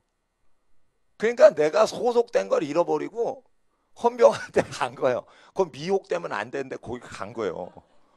정문보초한테 간 거예요. 그리고 난 짝대기가 실제 하나였어요. 자대 배치 받고. 근데 헌병은 여러 개거든. 그리고 헌병이라 계급도 없는데 잘 보면은 짝대기가 상병 이상 되는 애가 거기 딱 있단 말이에요. 날 부르는 거예요. 그러니까 내 상관의 명령을 어기고 옆으로 샌 거예요, 내가. 갔더니 말하기를 떡볶이가 먹고 싶다는 거예요. 나한테. 그래서 민가에 가서 떡볶이를 몰래 사오라. 나한테 그런 거예요. 그리고 뭐를 먹고 싶다는 거예요. 다 까먹었어. 무슨 과자인데 다 까먹었어. 뭐 먹고 싶으니까 사와 이러는 거예요. 아니 나한테 묻지도 않고 사오라는 거예요. 근데 그걸 사왔어. 사오면서 하던 일을 더 계속해서 갔더니 너 왜 이렇게 오래 있다 왔냐 나보고. 속으로는 떡볶이 사오느라고 그랬는데 이 말하면 큰일 나고 그러니까 아 그때 안 거예요. 이게 헌병하고 우리 장교하고 같은 팀이 아니란 걸 안 거예요. 그렇게 난 센스 없게 군대 생활을 했어. 그러니까 뺑뺑이 돌죠. 예. 머리 나쁘면 이렇게 뺑뺑이 도는 거예요. 나는 군대는 혼연일치된 줄 알았어. 그래서 정문 지키는 헌병이 우리 장교분들이 높으니까 장교분을 다 보필하려고 같은 팀인 줄 안 거예요. 그랬더니 그게 아니요. 헌병은 헌병감한테만 격려 붙이고 우리 장교한테는 절대 격려를 안 붙여. 나중에 따로 놀더라고요.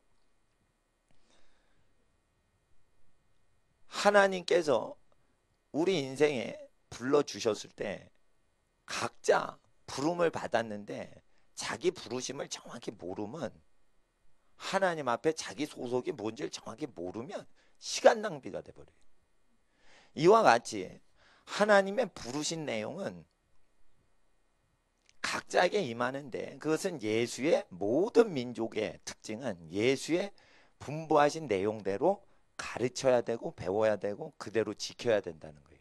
그럴 때 세상 끝이 바벨론 제국이 멸망하듯이 이 세상이 붕괴되는데 금신상 금머리부터 붕괴되는 게 아니라 철발가락 진흙 묻은 그거를 띄운 산의 돌멩이가 쳐서 머리에 있는 금신상 금머리까지 다 산산이 부서뜨리는데 말세에 돌이 뜨는데 그 돌의 이름은 만세반석 예수신데 그 예수께서 철발가락 다니엘서의 금신상이요 발가락은 철인데 진흙이 엉겨붙어 있으면 민족들이 서로 사귈 수가 없지만 돈벌이 때문에 믹스돼서 지금 사는 거예요.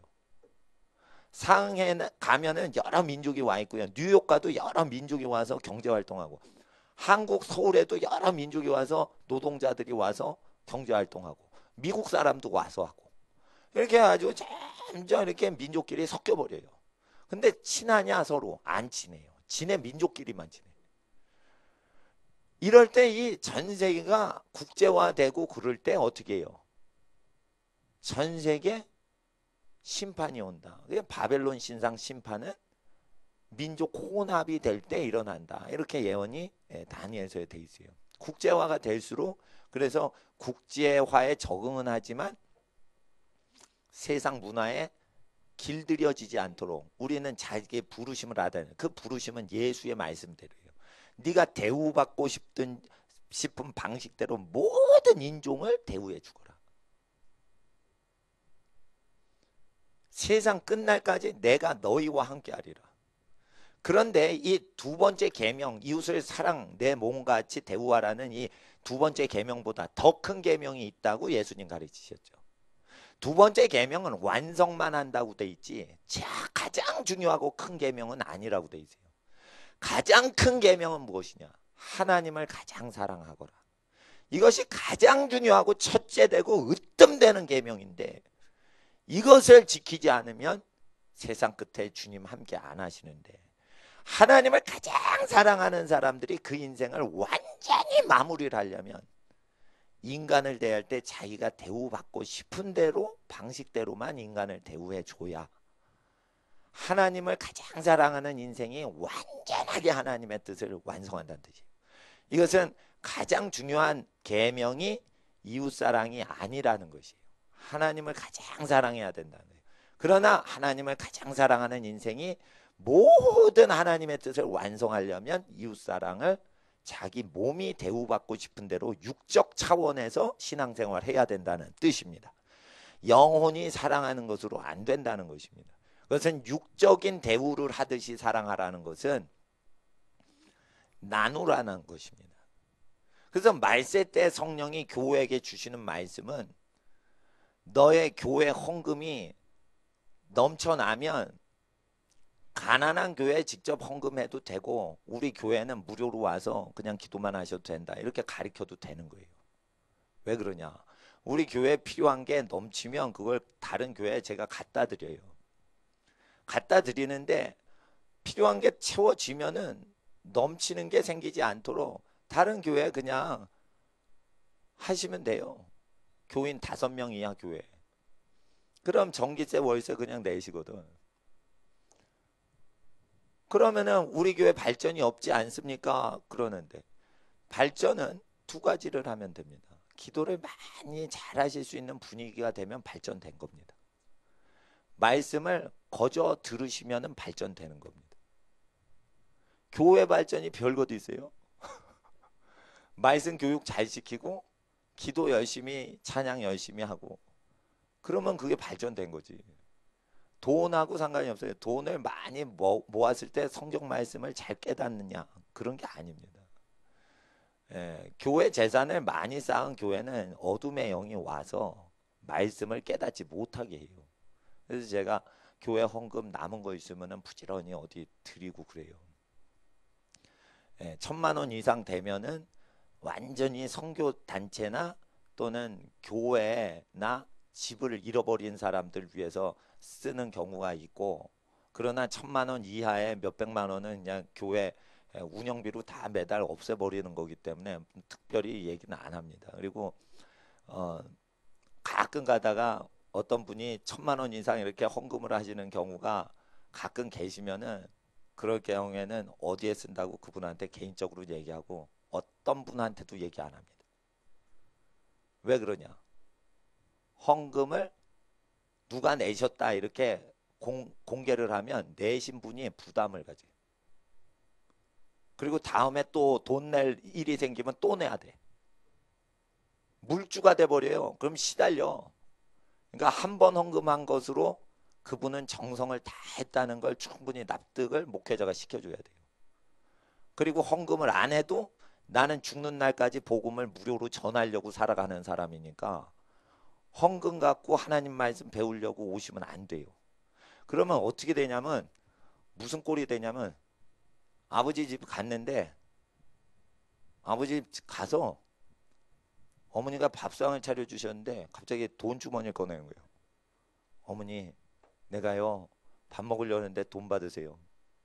왜 그러냐 얘야. 아 사회에서요 밥 먹을 땐 돈을 내더라고요. 여긴 아버지 집이니까 돈 없이 그냥 먹어라. 그럼 그냥 먹으면 되는 거예요. 돈 없는 사람은 무료로 값없이 먹는 거예요. 설교는. 예배당은 거저 오는 거예요. 공짜로. 누가 예배당 헌금 갖고 오래. 헌금을 갖고 오는 것은 하나님께 예물을 드릴 마음이 있는 분만 갖고 오는 거지. 누가 기도하고 찬양하고 성경 공부하는데 회비 내야지 된대요. 그게 잘못된 겁니다. 이거 극장 관람하고 다른 겁니다. 이거. 가난한 사람 누구든지 교회에 오셔도 되는데 단 설교를 3시간 이상 들을 자신이 있는 분, 기도를 3시간 이상 하실 자신이 있는 분 무료로 언제든지 오시라 이거예요. 그러면 무료인데도 안 와. 지금 상당히 줄었어요. 설교 시간 1시간 반이에요. 2시간이거나. 네, 상당히 줄은 거지.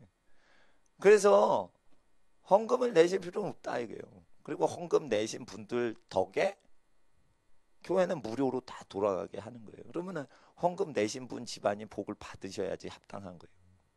그런데 그런 복은 자원해서 내시는 분 집안이 복을 받아야지 강제적으로 억지로 내게 해서 복을 받지도 못하게 하는 헌금을 거둘 필요가 없는 거예요. 이게 이 시대의 성령님이 목사들한테 내리시는 얘기예요. 그러니까 나는 이걸 전파를 해요. 그리고 이 시대의 모든 죄의 악의 뿌리는 돈 좋아하는 건데 돈을 정확히 다뤄야 되는데 자기 것을 가난한 자에게 다 나눠주고 물심이나 세상 영광 이런 욕심이 난 전혀 없습니다 라고 고백만 하면 안 되고 그렇게 살아가는 분이 헌금 관리를 해야 돼요. 근데 이 세상 교회가 주식 투자, 펀드 투자 뭐 갖가지 금융상품 투자하시는 부자들이 교회 재정을 운영해요. 이걸 하나님의 성령께서는 얘야 외쳐라. 자격 없는 자들에게 내 성물에서 손 떼라고 해라. 내 성물은 내 자녀들이 청소하고 내 자녀들이 헐벗어서 겨우 동전 번 것 같고 내는 그 헌금, 과부의 헌금은 예수의 말씀대로 복종하는 사람만 지리하게 해라. 주식 투자, 펀드 투자, 맨하탄에 투자하고 이런 사람들, 사업가들은 절대 성물 치료를 하면 안 되는 거예요.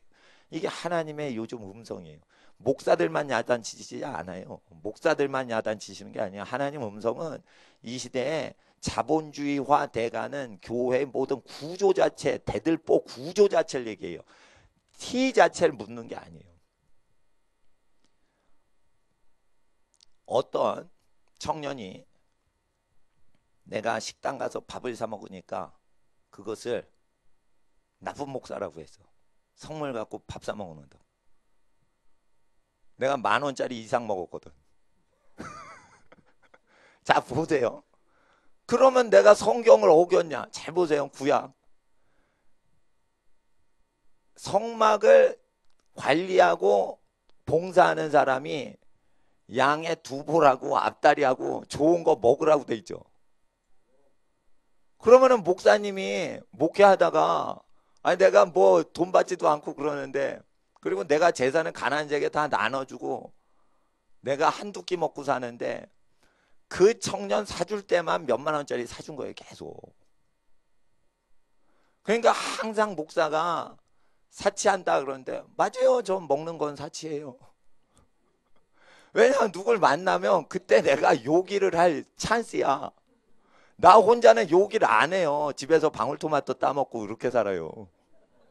요리를 안 한다니까. 우리 집에 쌀 보내시면 안 돼. 왜냐면 쌀을 일주일에 한 번 밥을 해요. 일주일 동안 밥을 먹는다니까. 10인용 그 전자밥솥이 있어요. 전기밥솥이. 일주일 먹어요. 일주일 먹어. 아니 그럼 평소에 뭐 먹어요? 그러면 방울토마토 따먹고 뭐 이게 채식해서 먹어요. 우리 애들도 고기보다 채식이 좋다 이래요. 지금 바꿔놨어요. 체질을. 굶겨놓으면 그렇게 돼요. 그런데 하나님 앞에서 좋은 거 먹을 때는 내가 손님을 맞을 때는 좋은 거를 대접해요. 예. 그래서 그렇게 먹는데 뭐냐면은 뭘 많이 먹으면 나쁜 사람이다 이렇게 생각하는 그 가난한 분들이 있어요. 그러면 가난한 분들은 그렇게 목사를 정죄하는 경우가 있어. 근데 정죄를 누가 하리요? 우리를 의롭다 하시는 예수신데 밥 먹는데 왜 정죄를 하는 거예요? 그러니까 내가 알았어. 걔는 먹이는 거를 제대로 안 하는 애요. 그러니까 누가 먹는 거 보면 기분이 나쁠 수가 있어. 근데 나는 계속 사람을 못 먹는 사람 먹이는 분들 만나거나 그렇게 접대하고 나 혼자 있을 때는 편히 잠을 더 자는 게 낫지 많이 먹으면 그 부대끼거든요. 그러니까 나는 그 이웃을 잘 접대하려고 할 때 이제 그것만 하면 영양 보충이 충분히 되는 것 같고 남과 더불어 먹을 때 제외하고는 소식을 하는 게 몸에 좋은 것 같아요. 그리고 다른 분들한테도 그 생활을 권장을 해요. 본인이 있을 때는 건강하게 좋은 것만 소량을 먹고 누구를 잘 대접할 때 그때 영양 보충해도 충분하고요. 성인병 자체가 예방이 될 수 있어요. 구약 성경 따라서 이렇게 쭉 저는 흠이 없도록 생활 방식을 해요. 사가랴와 엘리자벳이 구약에 흠없게 살았더라. 그럴 때 후손들이 선지자가 태어날 수도 있어요. 하나님 앞에 우리가 제사장의 역할을 평소에 잘하면 출 바벨론 할 때 주님의 길을 예비하는 에스겔과 같은 계시를 받는 선지자가 여러분 집안에서 나올 수가 있어요. 그런데 선지자가 먼저 되려고 하면 무당이 나와요. 무속인이 배출이 된단 말이에요. 그러니까 제일 중요한 건 선지자가 되거나 또 선지자를 만나려고 하는 게 아니라 죄를 멀리하고 일상생활에 하나님이 주신 분복 그것을 만족하는 거예요. 저는 목사지만 여러분 집안이 부요해지기를 기도해요. 왜냐하면 목사는 부요해질 필요가 없지만은 여러분 집안에 사회적으로 영향 끼치려면 재정이 많이 풍성히 하나님이 주실 것이기 때문이에요. 적절해야지 은혜를 더 끼친다 그러면 적절하게 주시고 재정이 많아야지 사회를 다스리고 통치하는데 쉽다 그러면은 어떻게 해요? 재정을 충분히 주셔야 돼요. 주실 거예요. 주시는데 재정을 많이 갖고 있으면 사람이 회방을 한다는 거예요. 그래서 재정이 많이 들어올 수 있도록 준비하려면 회방을 받지 않도록 인덕을 계속 키우셔야 되고 재물에 대한 욕심이 집안에 전혀 없도록 하면서 재물이 밀려 들어오게 해야 돼요. 그래야 모든 사회 공근과 국가 재산과 시립 재산을 다 운영하는 권세자이거나 재정 운영자가 돼요. 재정을 요즘 같은 시대에 많이 갖고 있으면 욕이나 먹는 거예요. 제가요 서울대 총리가 아니지 서울대는 총장이죠. 총장 공관 가서 태어나서 최고의 식사 대접을 받았어. 근데 나는 그렇게 대접 처음 받아봤어요. 근데 그 서울대 총장분이 고위층만 상대하시는 학자예요. 그러니까 재벌들하고만 계속 만나다 보니까 가난한 전도사님이나 목사님을 초대했는데 재벌들 만찬처럼 펼친 거예요, 한번. 그러니까 제가 하용조 목사님 따라가서 서울대 총장공관에 얻어먹고 왔는데 서민들은 그 구경도 못합니다. 그 문화 자체가 이 권력층이나 재벌가들이 이렇게 하는 분위기로 이제 하는데 나중에 보니까 그분이 식사 대접을 너무 많이 해가지고 잘렸어. 잘리기 전에 내가 얻어먹고 나온 사람이요. 내가 언제 그런 거 얻어먹었어. 난 신선로를 처음 태어나서 처음 봤어요. 그릇도 처음 보고 그 후엔 다시는 못 봤어. 그런 요리를 내가 먹었어요. 신선로를 먹었다니까 내가. 요리책에나 구경을 사진으로나 했던 거. 근데 나중에 욕을 먹더라고. 식사 대접한 건데. 식사 대접한 거 갖고 서울대 그 학생들이 데모해가지고 그 총장 물러나라 이런 나중에 그분이 물러나세요. 근데 그분이 별것 한 거 아니고 이제 부자 문화를 익숙하게 하다 보니까 다 부자로 이제 한 거지. 그러니까 뭐 나쁜 짓 하시려고 그런 건 아닌데 그만큼 재정권을 많이 운영하다 보면은 가난한 대학생이 시비를 걸어요. 그렇게 되면 명예가 떨어지고 하나님의 일을 해야 되는데 그분이 교육 부총리를 했어요 나중에. 근데 3일 만에 그만뒀어. 식사 대접을 너무 많이 했다는 거예요. 그때도 그게 와서 식사 대접. 내가 지금 생각하니까 다행이요. 그때 얻어먹은 게. 근데 나는 그런 대접 못 해주지만 그런 대접을 받으면서 내가 곰곰이 생각해 봤어요. 그분은 가난하신 목사님이나 전도사님이 밥을 못 드실 것 같아서 자기가 권력층이나 재벌들이 그 학자 교수님들 대하고 그런 거 좋아하거든. 그렇게 하는 걸로 이게 대접을 해준 건데 난 졸지에 재벌들이 식사를 어떻게 하는지 난 봤어. 그런데 그걸 보면서 쓸데없는 것을 할 필요가 없구나. 그러니까 대접을 그렇게 몇십 명을 모아두거나 몇백 명 규모로 이렇게 만찬을 할 필요가 없다는 거예요.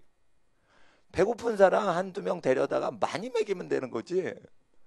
그거를 배고픈 사람이 거기에 몇 명밖에 없는데 나머지 곁들여 가지고 몇백 명 단위를 그냥 할 필요가 없어요. 거기 배고픈 사람 한 열 몇 명밖에 안 됐을 거예요.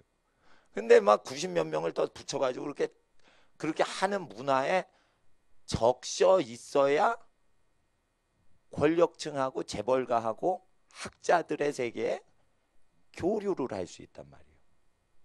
그러니까 세상 멀리하라는 게 그런 말씀이에요. 그러니까 우리가 익숙해져 있는 세상 관습들을 좀 멀리해 보시라는 거죠. 그리고 청빈해 보시는데 그러면 청빈하면 가난하냐? 세상 재물을 여러분 손에 맡겨줘요. 다스려 달라고. 요셉한테 감옥지기를 처음 감옥 열쇠를 다 맡겼으면 감옥의 재산 운영까지 다 맡긴 거예요. 보디발이 자기 집에 모든 걸 만들. 보디발은 정치 군인이에요. 일반 군인이 아니고 시위대장을 하고 하면은 청와대 경호실장이에요. 요즘 청와대 경호실장 요즘 힘 없지만 바로의 경호실장, 바로 임금의 경호실장 하면 군인이 아니고 정치 군인이에요.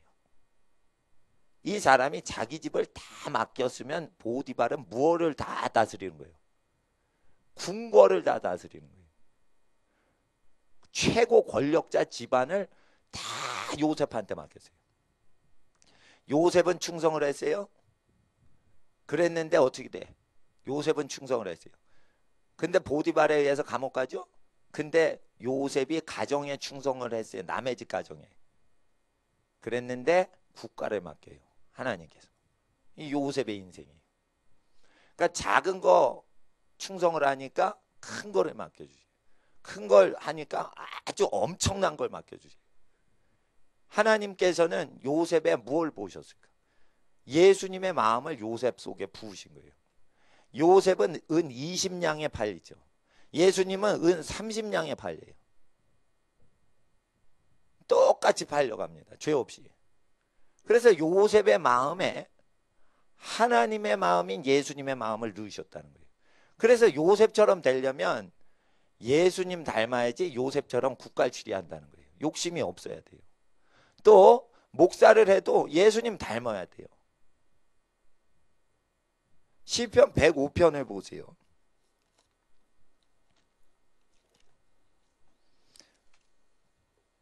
주일날 이제 오후에 기도하는 것은 체크하기 위해서 기도하는 겁니다. 일주일 동안 기도가 안 되셨던 분, 또는 게을러서 또는 바빠서 기도를 못했던 분, 다시 한번 기도하는 분위기 속에 자기를 적시고 그리고 집에 가는 겁니다. 그리고 나서 기도하면 하나님이 도와주시되 특별히 어려운 상황에 있는 집안들 더 빨리 도와주십니다. 그럴 때 더디 도와주셔도 그것은 요셉처럼 준비를 시키시는 겁니다. 집에 가셔서 편히 쉬시면서 수고하고 무거운 짐을 나르시던 분들은 육체가 쉬면서 기도하셔도 돼요, 집에서. 그런데 집에서 기도하는 게 불편하시기 때문에 예배당 세운 거니까 아주 피곤하시지 않으면 기도를 다 채우시고 가시면 좋지요. 근데 시편 105편은 창세기에 없는 내용의 요셉의 이야기가 나와요. 105편 자 17절, 18절, 19절입니다. 20절까지인데 17절로부터 20절. 한 사람을 앞서 보내셨으며 요셉이 종으로 팔렸도다. 사람에게 묶임받은 인생이 된 거예요. 이게 종이에요. 종이 별거예요? 종업원 하면 종이에요. 하나님이 종업원으로 누굴 보내셨더라. 종이란 말이 종업원이라는 뜻이에요. 사장님이란 말은 자유자라는 뜻이에요. 하나님 앞에서 우리 모든 인생은 세상에 종살이 하면서 얻어먹고 살아야 돼서 사회활동하는 걸 종살이 하는 거예요. 종살이 할 땐 반드시 자유자가 될 때는 하나님의 언약을 지켜야 되는데 신명기를 지켜야 된다고 돼 있어요. 그리고 왜 안식일을 7일 만에 지켜야 되냐? 안식일에 아무도 일 시키지 마라. 그래야 너희도 불임당하지 않는 가문이 된단다. 신명기 언약을 기억을 하시고 안식일을 지키셔야 돼요. 주일 성수하라고 모세 율법에 하신 것은 하나님을 섬기기 위해서가 아니라 사람이 자유자가 되도록 하기 위해서 남을 부려서는 안 된다라는 거예요. 하나님 앞에 저도 전도사님한테 부탁하고 형제님한테 부탁할 때 내 몸이 기뻐하는 것만 부탁을 합니다. 그리고 내가 못하는 거나 어려운 거는 대가를 충분히 주고 그분께 부탁을 해야 돼요. 그게 원래 성경법에 맞는 거예요. 담임 목사라고 막 교회 형제들한테 부릴 수가 없어요. 반드시 법이 있는 거예요. 내 몸이 그 형제라고 생각해서 대우하고 하는 법이 있는 거예요. 내 몸처럼. 대위 장교가 사병을 부릴 때도 자기가 사병일 때 또는 소위일 때 생각해서 부리면 부릴 수 있어요. 근데 자기가 소위일 때 당하기 싫은 처사를 대위가 돼서 소위한테 부리면 예수의 제자가 될 수 없고 그따구 식으로 군대 생활하는 대위는 천국 못 가요. 목사가 전도사 취급할 때 자기가 전도사일 때 당하기 싫은 방식대로 목사가 돼서 전도사를 대하면 그 목사는 복음서에 예수님 말씀에 근거하면 천국에 못 가요. 예수님 설교에 안 맞으면 집에도 드리지 말라고 요한 2서에 분명히 경고를 하셨어요. 근데 집에 함부로 드린단 말이에요. 주님 교제하자 이러면서. 그러면서 예수의 두 가지 계명, 하나님 가장 사랑하는 거, 이웃을 자기가 대접받고 싶은 대로 대우하는 생활 방식이 안 된 사람을 계속 섞여서 교제를 하면서 상처를 받는다 이게요. 그게 무슨 놈의 성도 간의 교제냐 이거예요. 악도 간의 교제지. 사람한테 악을 행하는 거예요. 사람을 많이 알아서 이용하는 거예요. 목사라는 직분이 교인을 이용하는 유혹이 생길 수가 있는 거예요. 그래서 사람 자체에 기대감이 없는 사람이 목사를 해야 되는 거예요. 원래. 목사가 사람을 좋아하면 그 목사 체질이 아닐 수가 있는 거예요. 사람을 계속 이용해서 살던 사람, 사람관계 잘하죠. 목사 하면서 교인 이용해 먹어요. 하나님 앞에서 자 이런 게 있습니다. 목사님이 가난한 사람은 일 시켜 먹고 부자는 헌금 내게 합니다. 이걸 야고보서 2장에 목사들의 죄라고 언급하고 3장에 목사들 선생된 사람 심판 크게 받는다 얘기하시고, 교회 죄악에 대해서 야고보서가 얘기하는데 여기에 걸리지 않으려면 목사는 교회 운영을 단순화시키는 방법밖에 없어요. 복잡하게 하면 일이 많기 때문에 그 일을 누군가 덤태기를 씌워야 되는데 그렇게 되면 안 된단 말이에요. 그래서 나는 야고보서 말씀을 지키기 위해서 살다 보니까 교회 운영을 단순화시킨 거지, 교회 운영 단순화시키는 작전을 짜고서 하는 게 아니에요 지금. 그러니까 제가 운영하는 것 자체가 기록된 말씀을 보이고 있는 거지 제가 이런 걸 하는 게 아닙니다. 교회 운영엔 관심 없어요. 하나님의 말씀을 전파하고 보이게만 하는 거죠. 요셉의 발이 착고에 상했습니다. 여러분 몸이 쇠사슬에 매였습니다. 언제까지 매입니까? 종으로서. 19절을 읽어보세요. 시작.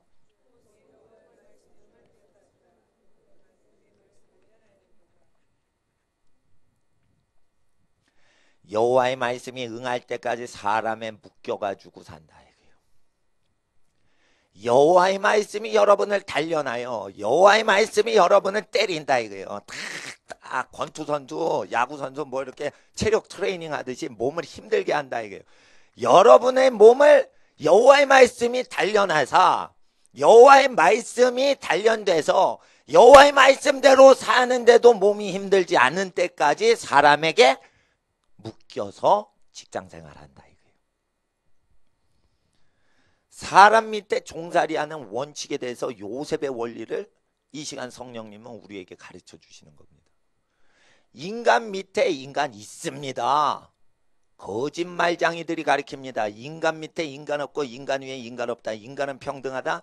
새빨간 거짓말입니다. 여호와의 말씀에 사람 위에 사람 있고 미천한 자와 존귀한 자를 구분하리라. 위에 있는 자를 진토에 내리치고 거름 위에 있던 자를 왕과 함께 식사하게 하시는도다. 사람을 올리고 내리치는 일은 여호와께서 세상 끝날까지 계속하신다고 엄히 어명을 명하셨는데 어디서 거짓 민주주의 교육을 받아서 사람 위에 사람은 없고 사람 밑에 사람도 없고 사람은 다 평등한 것이다. 살육자인 프랑스 대혁명에서 사람 모가지 단두대로 모가지 자르던 인간들의 말을 여호와의 말씀보다 더 귀히 여기는 이 악한 세대의 교육을 받고 있는 것입니다. 누가 프랑스 대혁명을 일으켰던 살인자들의 교훈을 여호와의 말씀보다 높입니까? 사람은 사람의 종으로 살다가 여호와의 말씀이 그 종된 인간에게 시달리는 사람의 몸을 단련해서 여호와의 말씀이 몸이 편안하게 느껴질 단계가 되면 여호와께서 사람을 보내어 요셉을 방면하여 자유자가 되게 하시는도다. 그래서 독립운동한다고 해방되지 않는다는 거예요. 독립운동 했어요. 해방이 됐어. 근데 미군이 다스려. 신탁 통집 안 돼. 필요 없어요. 미군이 지금 다스리는데 무슨 신탁 통집 안 돼요. 그러니까 여호와의 말씀에 근거하지 않고 독립운동에도 헛방질하는 것이고 여호와의 말씀을 어겼고 신사참배했으니까 남북이 잘리고 미소가 신탁통치를 거예요. 최건능 목사님 예언이 맞다니까. 그래서 미국과 소련이 신탁통치 해야 된다니까.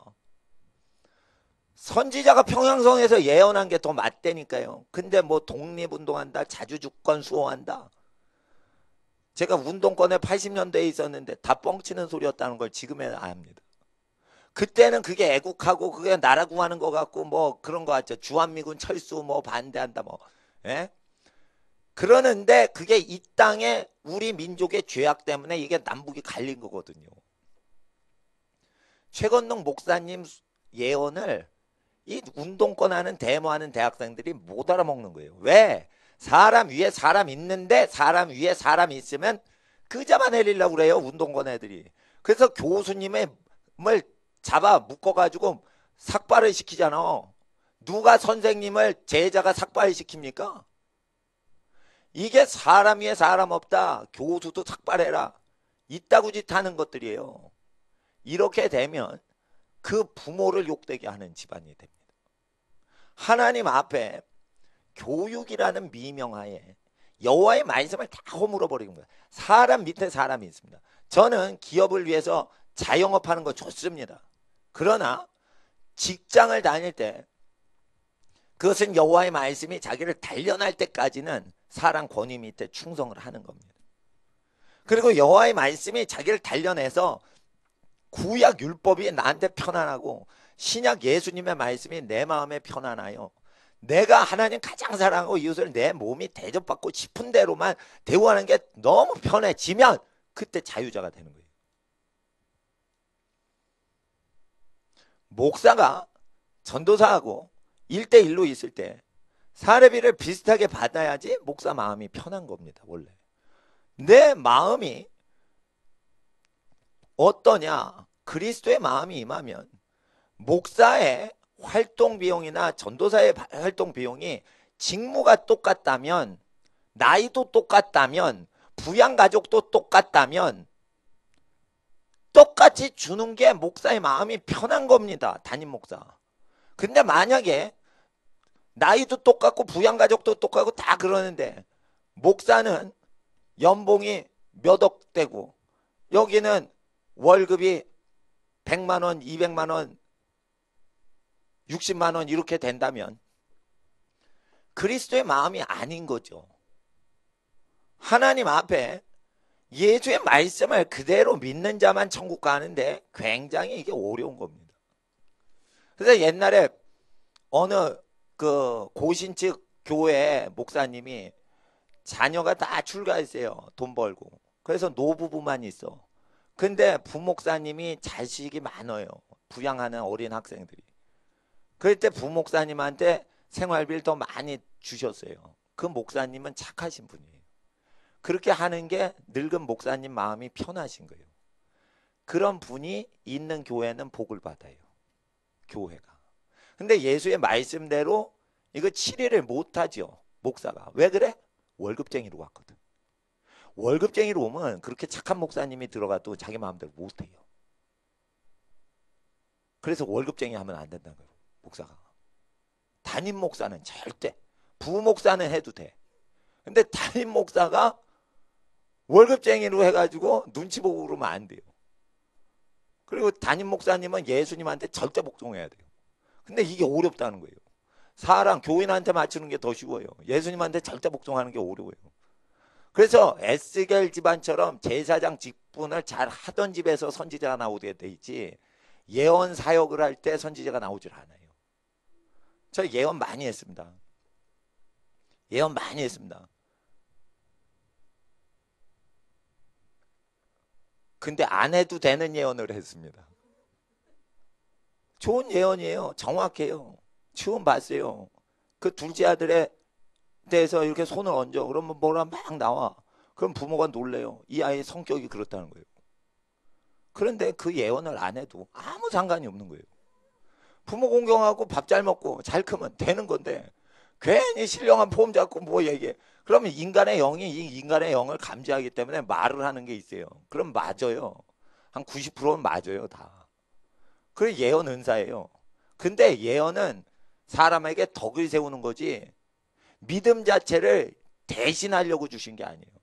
믿음이란 뭐냐면 자기가 여호와의 말씀을 흡수하는데 상황 속에 삶에서 흡수하는 거예요.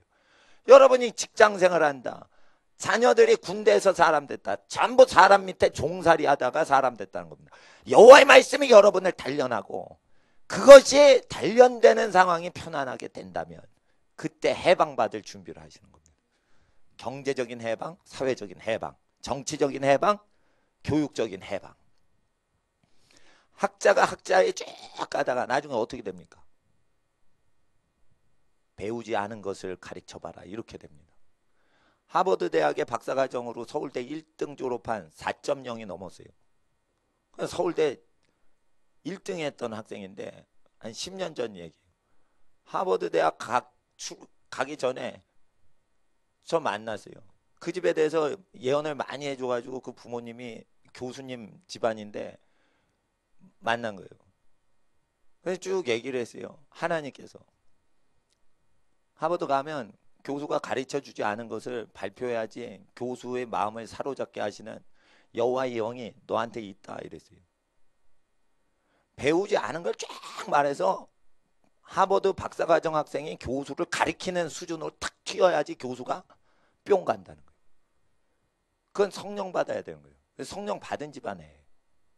그러니까 성령 받아도 학자 되도록 부르는 건 아니지만 그 집은 학자가 되도록 부름 받은 집안이에요. 부모만 그런 게 아니라 자식까지 그렇게 부름 받은 거예요. 그래서 뭐냐면 배우지 않았는데 하버드 교수를 가르쳐야 되는 거예요. 학생으로 딱 들어가면 그때부터 하버드 교수를 가르쳐야 돼요. 그런 증세가 나타나지 않으면은 여호와의 신으로 인도받는 게 아니기 때문에. 그러면 어떻게 그렇게 나타납니까? 죄를 계속 멀리하고 부모를 공경하고 그날 마땅한 생각 외엔 다른 생각은 품지 않으면 시간이 쭉 차면 여호와의 영이 배우지 않은 걸 막 얘기하시는 현상이 자기 분야에서 나와요. 그게 나타나지 않으면 더 사람 밑에서 복종하고 훈련 받아야 되는 거예요. 사장님 밑에 회장님 밑에서 더 복종해야 되고 군대 장교 밑에서 꿇어서 복종해야 되는 겁니다. 하나님 앞에 권위는 하나님이 세우신 겁니다. 그래서 발이 착고에 상하고 몸이 쇠사슬에 매여서 지멋대로 못한다. 여호와의 말씀이 응할 때까지 그 말씀이 저를 단련하였도다. 20절 왕이 사람을 보내어 저를 방석하며 열방의 통치자가 저로 자유케 하였도다. 그래서 여러분 자유케 하시는 때를 대비해서 준비하시는 겁니다. 요셉은 110세를 삽니다. 30살에 총리를 시작합니다. 30년 동안 엄마 없이 직살나게 가정 불화로 고생하다가 인신매매 당하고 강간 미수범으로 체포되고 참 기구한 끝으로 갑니다. 끝판 인생이죠. 아주 기구 끝판 인생이죠. 엄마가 안 계시면 엄마가 없이 아빠 혼자 키웠다 그러면 상처를 덜 받습니다. 오히려. 근데 애들을 수두룩 낳는 큰엄마가 있는 거예요. 요즘 큰엄마하고 좀 다른 거죠. 일부 다처제 집안인데 그렇게 거기서 이제 이복 형제들하고 치이는 거지. 그러면서 아버지 명에 순종을 하면 왕따를 집단 왕따를 당하는 거예요. 그리고 갓난애기가 막내 친동생이 있고 그걸 갓난애기를 돌보는 거예요. 그러면서 엄마를 그리워하는데 온갖 일을 시키는 계모들만 있는 거예요. 이런 상황에서 인신매매 집단으로 돌변해서 친형제가 팔아먹습니다. 이 악당이 팔아먹으면 쇼크를 덜 받죠. 근데 자기가 여기 인신매매라면 쇼크를 받습니다. 군대에서 자기를 구타한 사람이 싫은 게 아니고 자기 집안 식구가 자기를 구타하면 그거 싫은 거예요. 왜냐하면 기대했는데 사랑을 안 주니까. 그리고 충성을 하다가 감옥에 강간미수범으로 들어갔기 때문에 그게 억울한 겁니다. 설렁설렁 일하다가 잡혀가지고 억울함을 당하면 덜한데 모든 정성을 다해서 산 거예요. 그 집안을 위해. 이방 집안인데. 그랬는데 강간미수범, 성폭행범으로 몰려버린 거예요. 그러니까 어떻게 되냐면 이거 어디 하소연도 못한 거예요. 이방인이잖아요. 주한 외국인 근로자잖아. 그런 사람을 집어넣어 버렸으니 어떻게 말이 안 통하는데. 그런데 이 모든 기구한 인생 운명이 여호와의 말씀이 우리를 단련하신다는 겁니다. 여러분 억울함이 있어도 요셉보다 억울함이 없기 때문에 요셉이 이 기록에 남는 겁니다. 하나님 앞에 여러분 억울함은 다 여호와의 말씀이 여러분을 단련하시기 위해서 오는 말씀인 겁니다. 우리가 요한 2서 잠깐 보시고 말씀을 좀 마무리하고자 합니다. 말세에는 하나님 앞에서 돈 버는 법은 무엇입니까? 이웃을 내 몸과 같이 대접만 해주는 겁니다. 딴 거 없습니다. 목회 방침도 어떻게 합니까? 똑같은 거예요. 장사를 하건 목사를 하건 선생님을 하건 자기가 교인이다 생각하고 그대로 대해주는 겁니다. 그 방식밖에 없어요. 자기가 교인인데 목사님이 놀러 가는 거 제안하면 좋을 것 같다. 그러면 제가 놀러 가자고 제안할 거예요. 근데 내가 교인이라고 생각해서 목사님이 기도만 시키면은 내가 더 좋아하겠다 생각을 하면 기도만 하시고 집으로 가시라 이거예요. 그러니까 자기 코드대로 남을 계속 정성을 다해 해줘야 받는 사람도 편안한 거지. 자기 코드에 안 맞게 억지로 잘해주면 그것도 받는 분이 나중에 부담이 되는 거예요. 요한 2서에는 10절 누구든지 이 교훈을 가지지 않고 너에게 나아가거든 그를 집에 들이지도 말고 인사도 말라. 그에게 인사하는 자는 그 악한 일에 참여하는 자가 자임이니라. 이거는 이 교훈은 무엇을 얘기하는 거예요? 9절에 그리스도의 교훈 얘기하는 거예요. 예수님이 자기 몸이 대접받고 싶은 방식대로 남을 대접해줘. 이 방식을 벗어나면 계속 교제하면 이용당하죠. 그러니까 절대 집에 들이지 말고 인사하지 말라는 거예요. 사람 이용당하니까. 아시겠어요? 사람한테 이용당하지 못. 이건 뭐냐면 기독교인들 안에 그리스도의 교훈에 거하지 않는 사람들이 들어온다고 돼 있어요. 요한 2서를 안 가르쳐요. 내가 어느 교회에서도 이걸 배워본 적이 없어요. 성령님이 처음 저한테 직접 가르쳐 주셨어요. 산상수훈대로 거하지 않는 사람은 사람 이용해 먹는다. 그러니까 교인 중에 집에 들여서는 안 되는 사람, 자기가 대접받고 싶은 대로 남을 대접해 주지를 않고 사람 숫자를 몇백 명을 계속 사귀려고 하는 사람, 이건 사람을 위해 자기 부대를 만드는 거예요.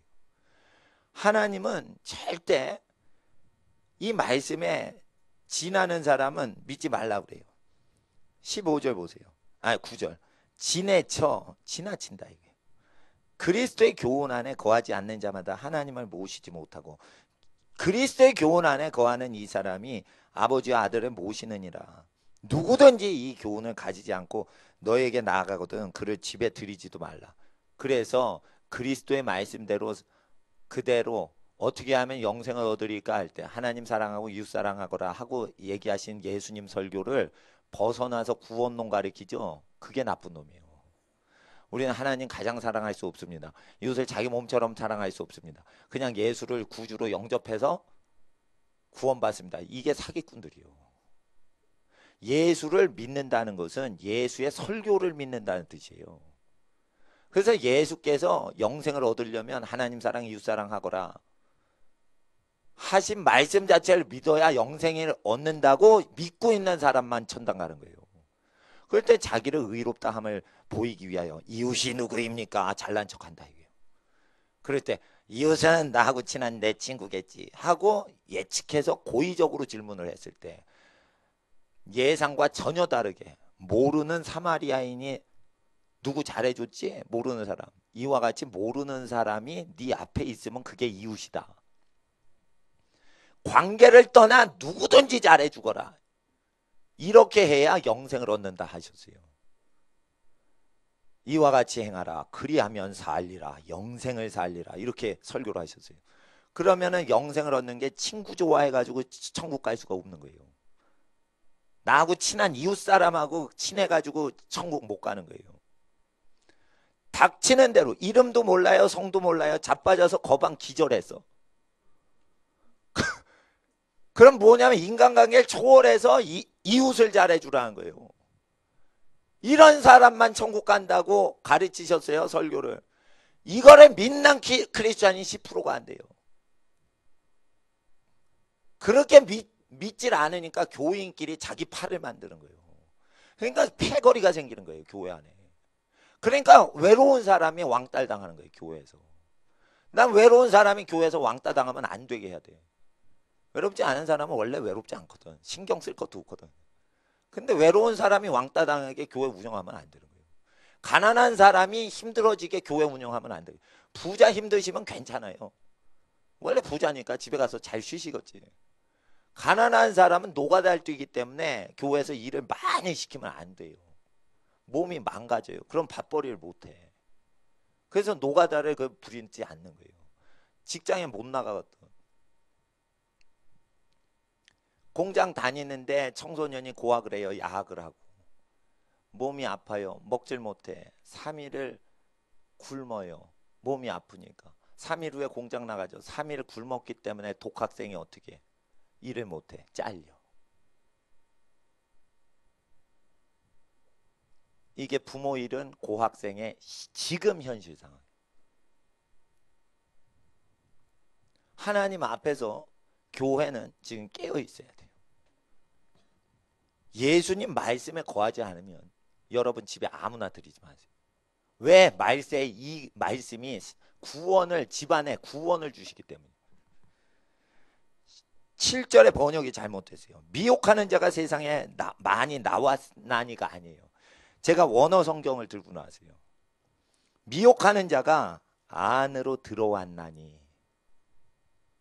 많이 세상 안으로, 이렇게 돼 있어요. 원어에 에이스 코마에. 그러니까 뭐냐, 에이스라는 것은 into라는 영어 전치사로 번역이 돼요. 속으로 들어왔다 이렇게 돼 있어요. 나왔다, 밖으로 튀어져 나왔다 이런 단어가 없어요, 원어에. 미혹하는 자가 많이 들어왔나니, 그리고 에이스 안으로 들어왔나니, 그리고 안으로 세상, 이렇게 돼 있으면 이게 뉘앙스가 어떻게 되냐면 교회 안에 미혹하는 자가 많이 들어온다는 뉘앙스를 갖고 들어오면서 그들은 또한 세상 속으로 넘어 들어간다는 뉘앙스로 원문이 전개돼요. 그러니까 교회 안에 세상 사람이 들어오는 목적은 교회 사람 속에 세상 사람이 들어오고 교회를 세상 속으로 끄집어들이기 위해서 들어온다는 원문으로 돼 있거든.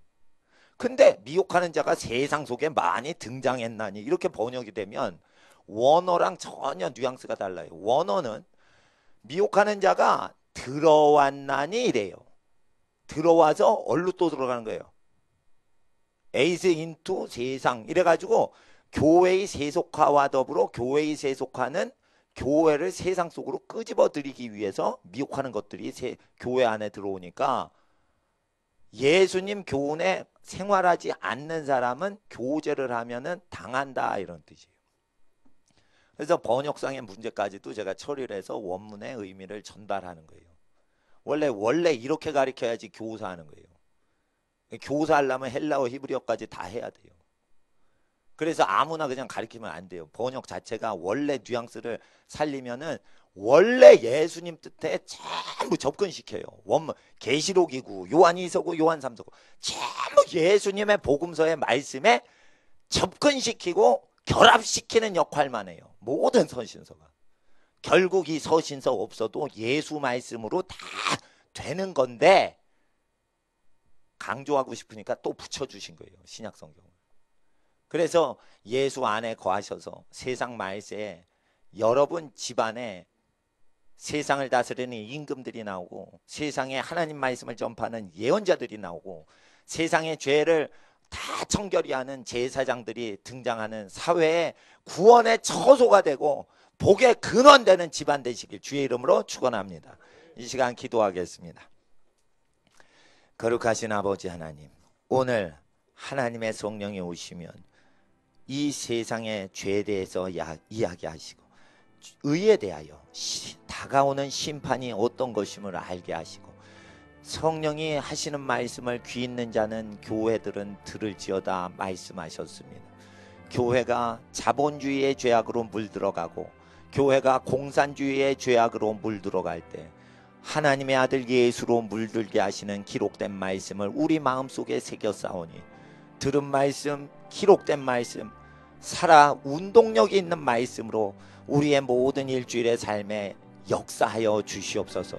이제 성령님, 기록된 말씀을 능력과 생명의 말씀으로 우리에게 살아나게 하시고 범사에 하나님의 아들을 아는 지식으로 달려가게 하시고 하나님의 부르심을 벗어나지 않도록 옆에 사람 바라보지 않고 각자의 부르심에 충성하도록 주여 이 시간 우리의 일주일을 내어 맡깁니다. 주여 일주일 동안 다른 박질할 때 향방 없이 뛰지 않고 향방을 향하여 하나님의 부르심을 완성하도록 각자의 부르심에 충성하게 하여 주시옵소서. 이 시간 주여 인도하여 주시옵소서.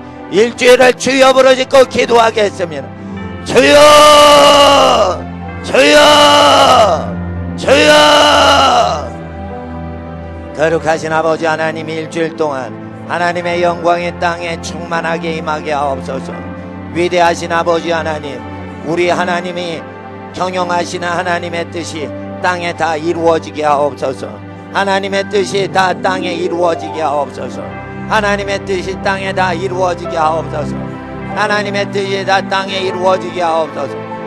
아벨레비오라바 혈레비아라바 야레비오라바 혈레비아라바 나바엘레비오라바 혈레비아라바 혈레비아라바 아벨레비오라바 혈레비아라바 야라바. 일주일 동안 살아가는 동안 세상에 소금과 빛이 되게 하시고 세상에서 예수 그리스도 주님을 알게 하시고 아버지 하나님 앞에 예수님을 증거하는 인생 되게 하옵소서.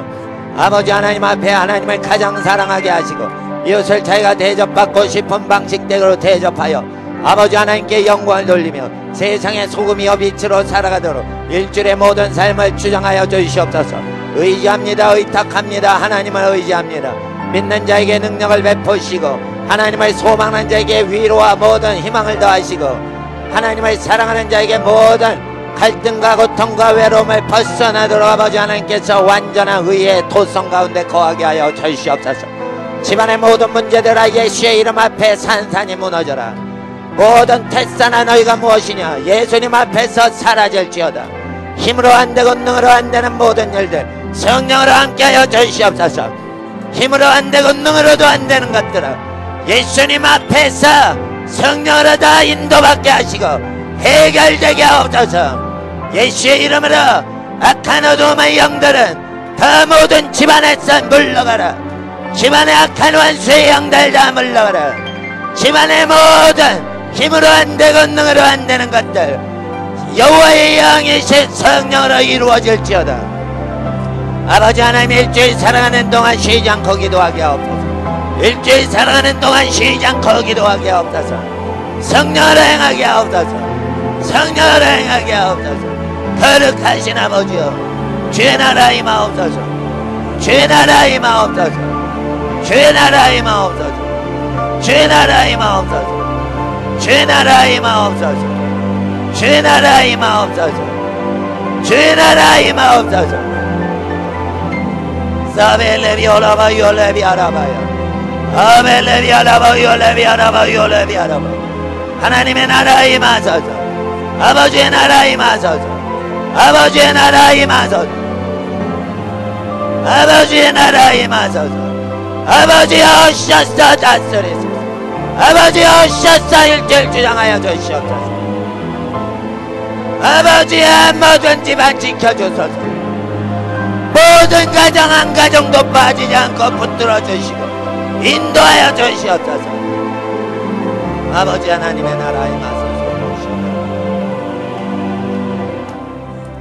아버지 하나님 이 시간 일주일을 주님께 맡깁니다. 오직 시간의 주관자이신 하나님께 시간을 맡겨드리고 하나님 모든 각 집안의 처소와 모든 자녀들 모든 공간과 모든 사람을 주장하시는 하나님께 맡겨드립니다. 아버지 하나님 집안에 어둠이 있는 집안이 혹시 있다면 예수님의 이름으로 오늘 기도할 때 다 그 결박이 풀어질 줄 믿습니다. 어둠아 모든 집안에서 다 떠나갈지어다. 하나님의 평화가 모든 집안에 함께 하시고 모든 사회활동과 모든 사랑관계 하나님의 은혜로 함께 하시고 모든 일을 하는데 하나님의 지혜로 행하게 하시는 일주일이 펼쳐지도록 우리의 삶을 성령님께 내어 맡깁니다. 주님 오셔서 모든 하나님의 각 가정 한 가정도 빠지지 않고 다 전능하신 사랑의 손길로 주장하여 주시고 보호하여 주시옵소서. 성결케 하옵소서. 지혜롭게 하옵소서. 마음에 여유가 있게 하여 주시옵소서. 하나님 무엇보다 뜨겁게 하나님 가장 사랑하고 가족과 이웃을 사랑하게 하옵소서. 이 시간 하나님을 사랑하여 예배드리는 자 우리의 일주일을 내어 맡기고 또한 하나님 앞에 마음과 뜻과 정성 모아 하나님께 예물 이 시간 봉헌하오니 드리고 바친 모든 은밀한 손길에 복을 더하시고 하나님을 공개하는 모든 경배하는 모든 자녀들에게 하나님께서 언약하신 신명기 28장 1절로부터 14절의 복으로 함께 하시고 15절로부터 68절까지의 세상 저주를 다 뽑아내시는 하나님의 저주 제거하는 축복권이 모든 집안에 충만하게 임하게 하옵소서. 아버지 하나님 우리의 일주일 주님께 맡겨드릴 때 지금은 우리 주 예수님의 은혜와 아버지 하나님의 사랑하심과 성령 하나님의 교통하심이 하나님만을 사랑하고 하나님의 뜻대로 부르심을 받기를 원하고 모든 것이 합력하여 하나님의 거룩한 선한 일들로만 인생과 가정이 다 채움받기를 원하는 여기 모든 예배자들 머리 위에 그 모든 가정과 그 속한 모든 자녀들 머리 위에 이제로부터 영원토록 함께 계시길 간절히 축복하오며 축원하옵나이다.